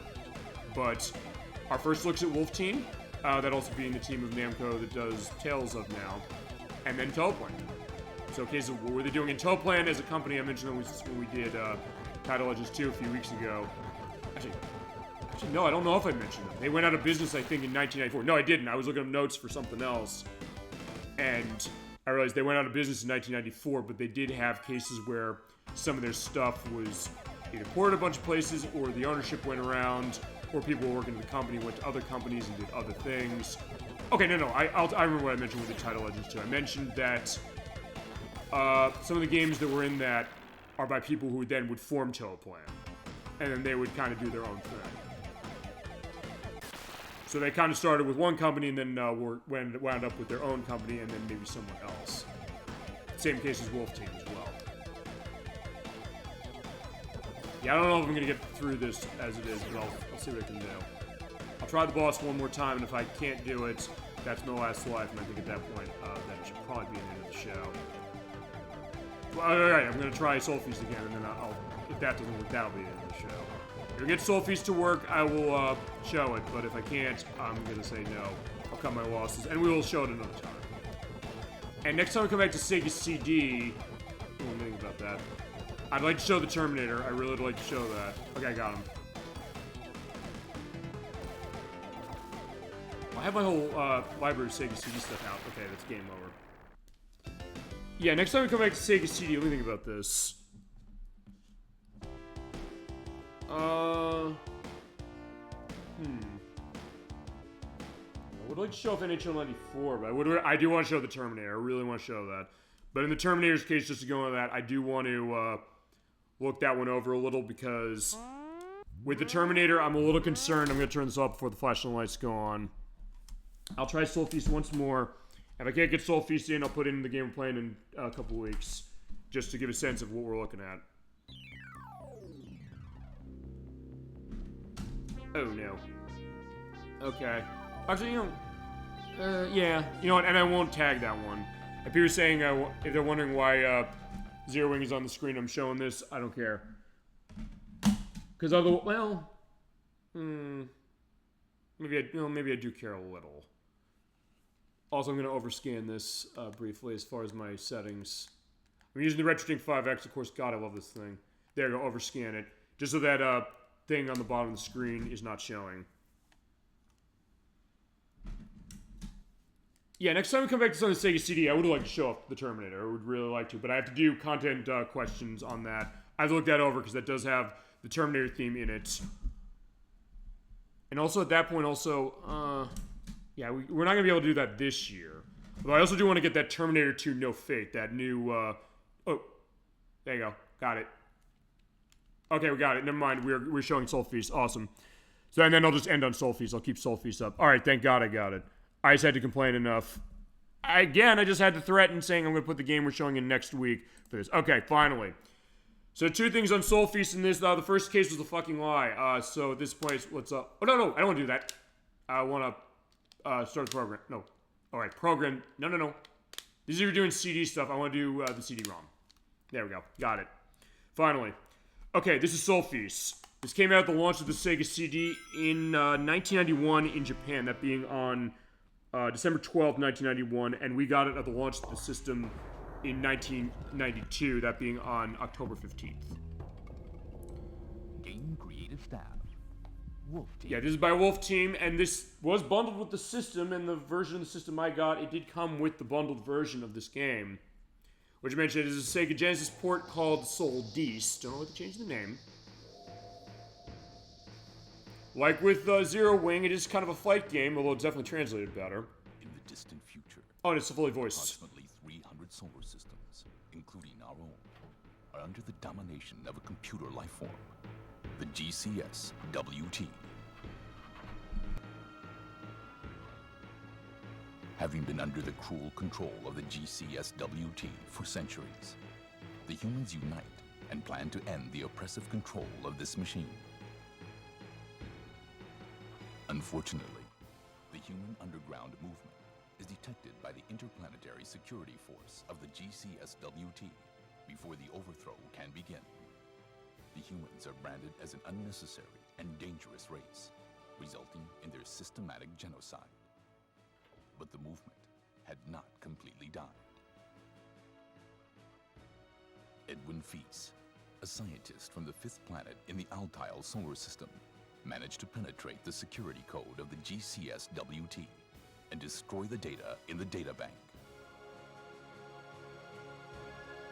The humans believed that the GCS-WT would be inoperable for 300 hours while it was recovering from the destroyed data. The last hope left for the humans was to reach the planet Earth while the GCS-WT was inoperable and destroy the computer lifeform. With this task in mind, the starship Sol-Feace left for a treacherous journey.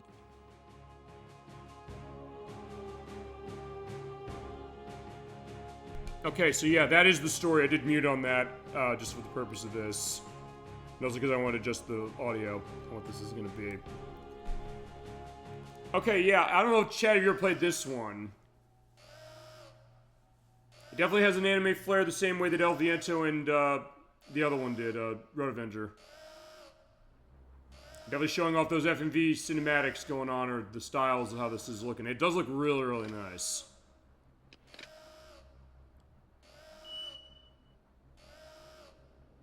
As you mentioned, we were flying the Sol-Feace. This is the ship that we're going to fly around and take care of this computer.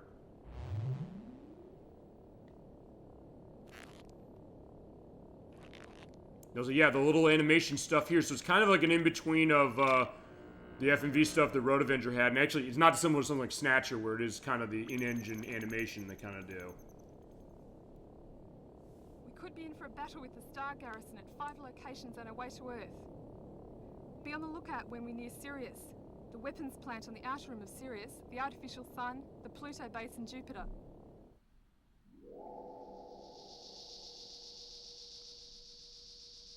Alright, so yeah, we'll see how this goes and what else we got. I think this game also is a bit quiet.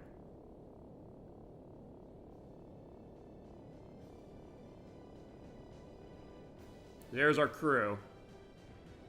Take off. Alright, so yeah, we're taking off now.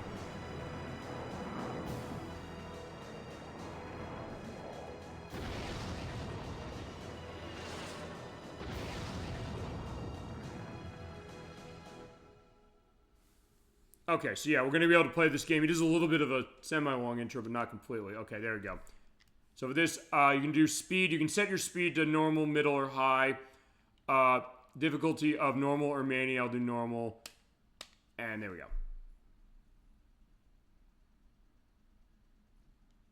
Okay, actually, you know what? I'm going to have to go back to the scanning. Sorry. Because if I overscan it, the interface is cut off.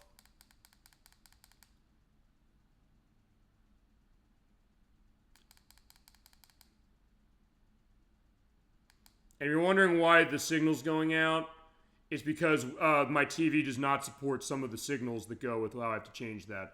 But in that case, there we go. Okay, also, actually, before I do that, let me just turn the volume down a little bit. That's a little too loud. 17.4, though. So yeah, in this case, it's not dissimilar to something like the other one. Oh, I'll turn that down. There we go. It's not dissimilar to Zero Wing, although unlike Zero Wing, you do move a little faster, and there's an option to move faster. And as you go along, you basically shoot down those item things there to get pickups that power up your ship. But this one's pretty simple. You're just hitting any of the face buttons and shooting. But the other thing in this case is that you also have to be careful of some of the targets as far as what you can shoot down, other things where there's debris, you can't shoot that down. And a nice rotation effect, you are seeing those go very smoothly. And I've only played this one, I've never played the Genesis version, which I don't know why they changed the name. And Sega apparently was involved in releasing that one themselves. Sol-Feace. This is Sol-Feace. It's pretty fun. I don't know if it's necessarily great the way that some other flight shooting games are, but it's one that it is a lot of fun still. It does look nice, its presentation is good, and clearly Sega wanted to show off when they launched the Sega CD, what can this thing do as far as tech. And in this case, yeah, you do die, but you also fly right back in as far as coming back. Oh, right, I forgot. As you hit the buttons, what was it? The the shots on your side will kind of go in different ways. And it's pretty cool, actually. None of those is also, I guess, good. I was able to A, get this thing loaded, and B, show it off after zeroing. Shows what was Sega Genesis or Mega Drive technically doing that. There we go.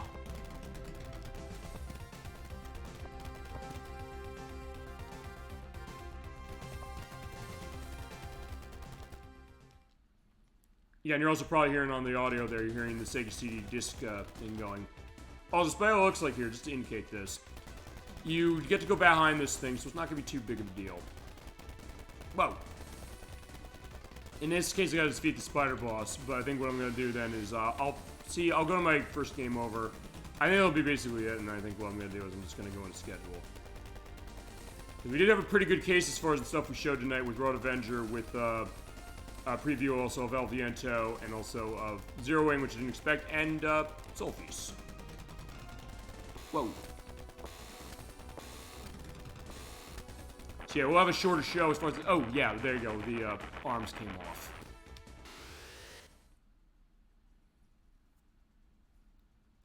As I mentioned, I got this thing bundled in with my Sega CD when I... well, if I bought it in 1992, it would have come with it.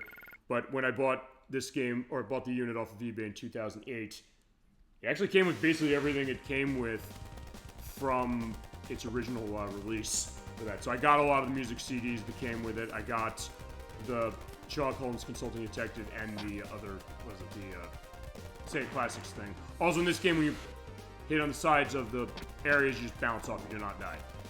So fitting I showed that also when it came to Zero.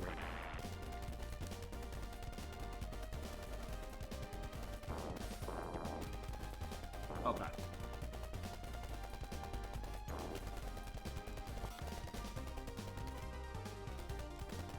And this one I can kind of fire and forget a little bit.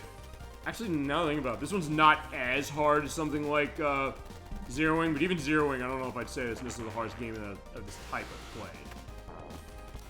I'd probably say Super R-Type. Super R-Type is insanely hard, even against that franchise. And that's game over. I think I have Continue. I might try one more Continue. At that point, I think we'll end the show, because, yeah, we've gone a decent amount as far as how it is. Unless, no, never mind. I guess that goes to that. So, you know what? I'll let the intro play. I think that'll be the idea as far as show, because we did show off what we needed to show as far as Road Avenger, which I had a great time showing off. Yeah, I haven't played it. I'd recommend you do.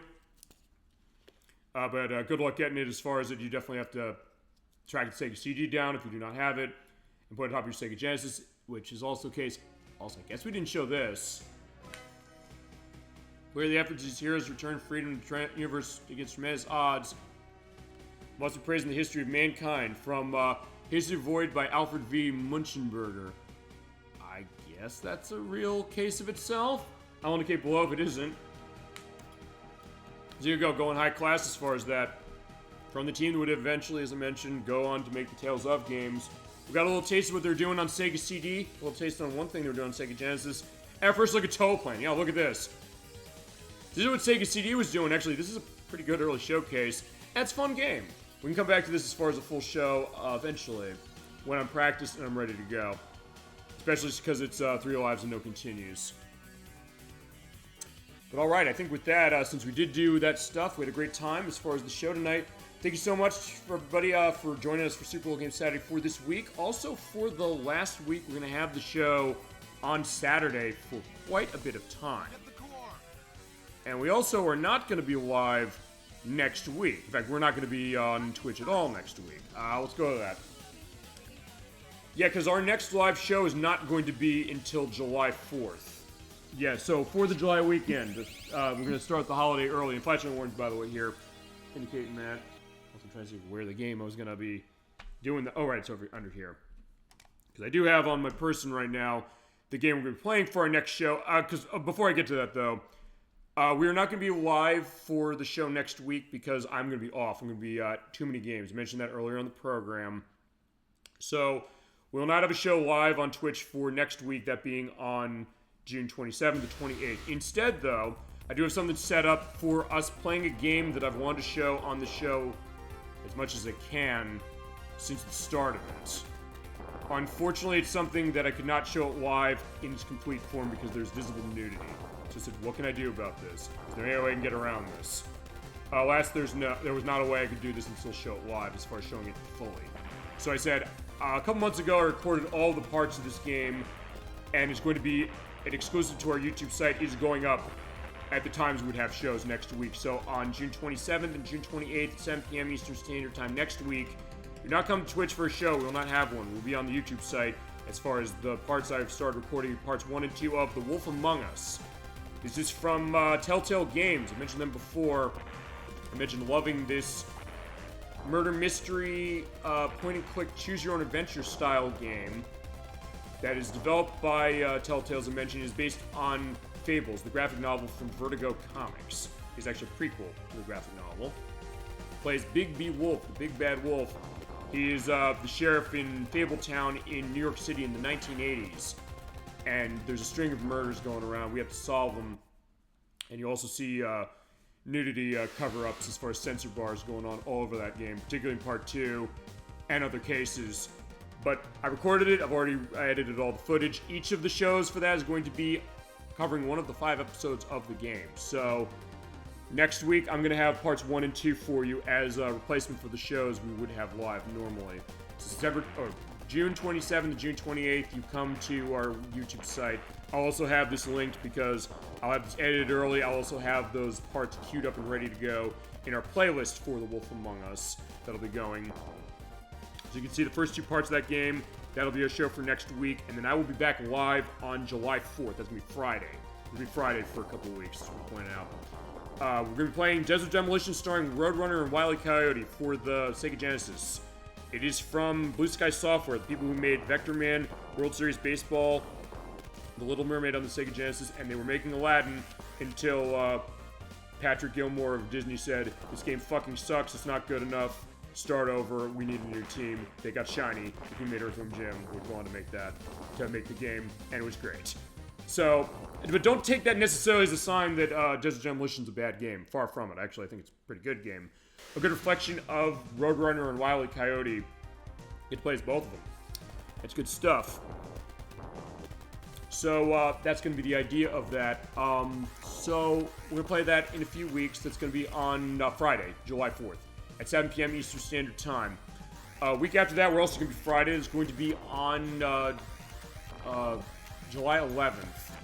We're playing Teenage Mutant Ninja Turtles, the arcade game. We played that a couple years ago before our Second Chance initiative this year. I said I can justify coming back to it again. And also I'll show off another version of it. I'll show off Teenage Mutant Ninja Turtles 2, the arcade game for NES. I'll be using the Teenage Mutant Ninja Turtles Cowabunga collection for the Nintendo Switch to play that. It's also on all the other modern systems and on the PC. It is a case where we'll have different, or better mic equipment as far as that, but beat-em-up case with Teenage Mutant Ninja Turtles. Get to come back to it, give a fresh look of the arcade game and that collection, because I do love that collection.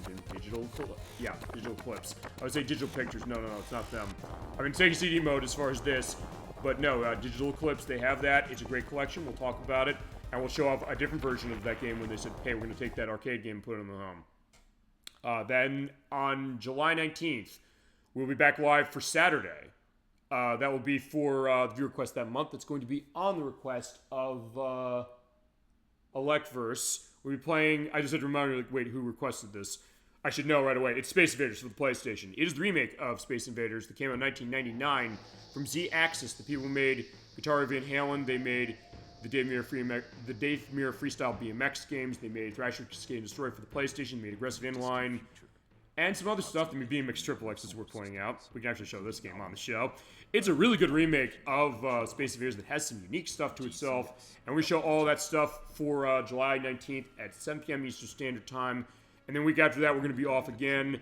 There will not be a show at all. So nothing on YouTube site, nothing on Twitch on July 26th. Then week after that, we're coming back for Part 5 of Shadowheart's Covenant. We went back to that last week. And that's going to be our next part, where Crusader 64 and Chasm 22 are going to continue on. We might beat the game for the story next time, or get close enough to it. And we'll have the stuff with the side quests, because apparently that game's not going to run as long as I thought. We should probably be done with that in October, I think.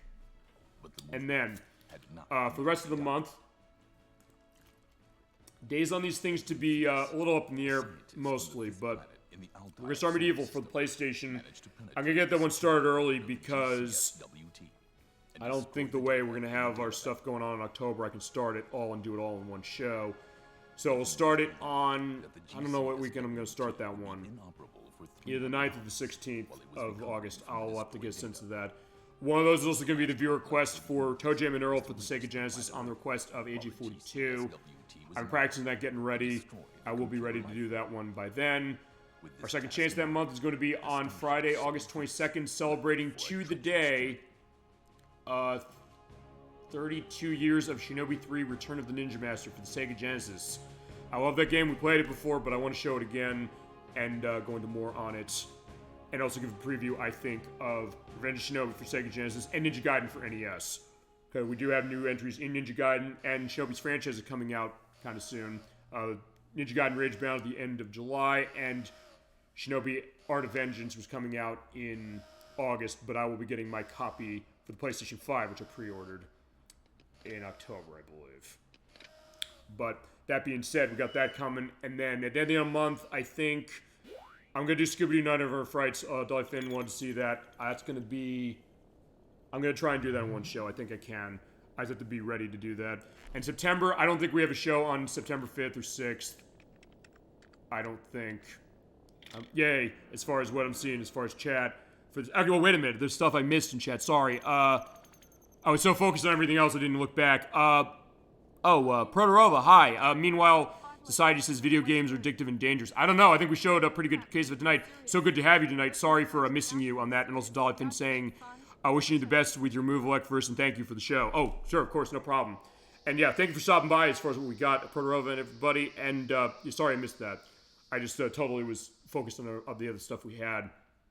And then, yeah, September, as I said, we're going to have also another off week. Actually, we're going to be off the first 2 weeks of September, I'm realizing this. Because September 5th and 6th, I think I can't have a show. I might have some on the YouTube site, I might not. Week after that, I'm also going to be off, but I'll have parts 3 and 4 of The Wolf Among Us then. And based on how I recorded them, I can't have them all on each of the weekends we're not going to be on. Or one for each, I should say. So that'll be that. September 20th, I got confirmation last week after we did the Shadow Hearts Covenant part. That's going to be part 6 of Shadow Hearts Covenant. Those parts, by the way, at 3 p.m. Eastern Standard Time, the August 2nd one, and the September 20th one. And then Nocturne's back on September 27th. We're coming back to Croc Legends of the Gobblers. We're going to finish it. By then, we should have our copies of the Croc HD version. Still waiting on Rocket Games to give an update on when those are shipping out. They said they're back-ordered and they're on the way, but no update. They said June, but I don't know if it's going to be in June. Basically, what we're going to do is, I think we have our physical copies by then. Assuming that we still do, we'll show off the HD version as our second chance and also our finale of that game. Nocturne will either have to move her ass, quite frankly, to get the extra levels unlocked, or use the code on the Sega Saturn version, which she's been playing, to get that running. I will probably talk to her about that. I'll say, make sure you check those codes work as far as unlocking all the extra levels, because we beat the game already. But it's also something that I do want to make sure that we can do that. And if we can show off the HD version on top of that, all the better for it. Or we have to switch between consoles to do that, to show the levels on Saturn and then show off the HD version on PS5. We'll do that. That's going to be September 27th. And then October 4th, I'm not going to be here again. So I have the finale of The Wolf Among Us going up that night on the YouTube site. And then the rest of the month, we'll have the finale of Medieval. I said last week, I don't know if I can pull that out. I'm going to do everything I can to pull that out as far as being able to show that. And then the other week is going to be probably the finale of Shadow Hearts Covenant. And on October 25th, on Electverse's request, and that night being his request too, we're playing Mega Man 7 for the Super Nintendo. I'm controlling that, but Nocturne's going to be there for her input and also for showing off the 2-player mode as an extra.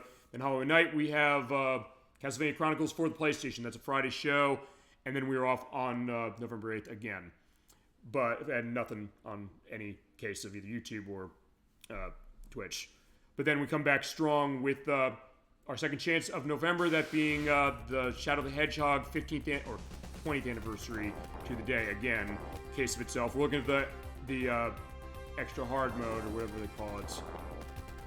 The extra mode, I think is what it's called. Then the week after that, the Disney game for this year is going to be Pinocchio for Super Nintendo, which is also a viewer request of Dolly Finn's tonight.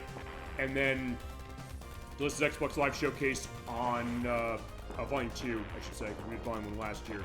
That's going to be on November 29th at time to be determined, with guests to be determined. I have to figure that, of course, if I'm going to have guests on that one or not.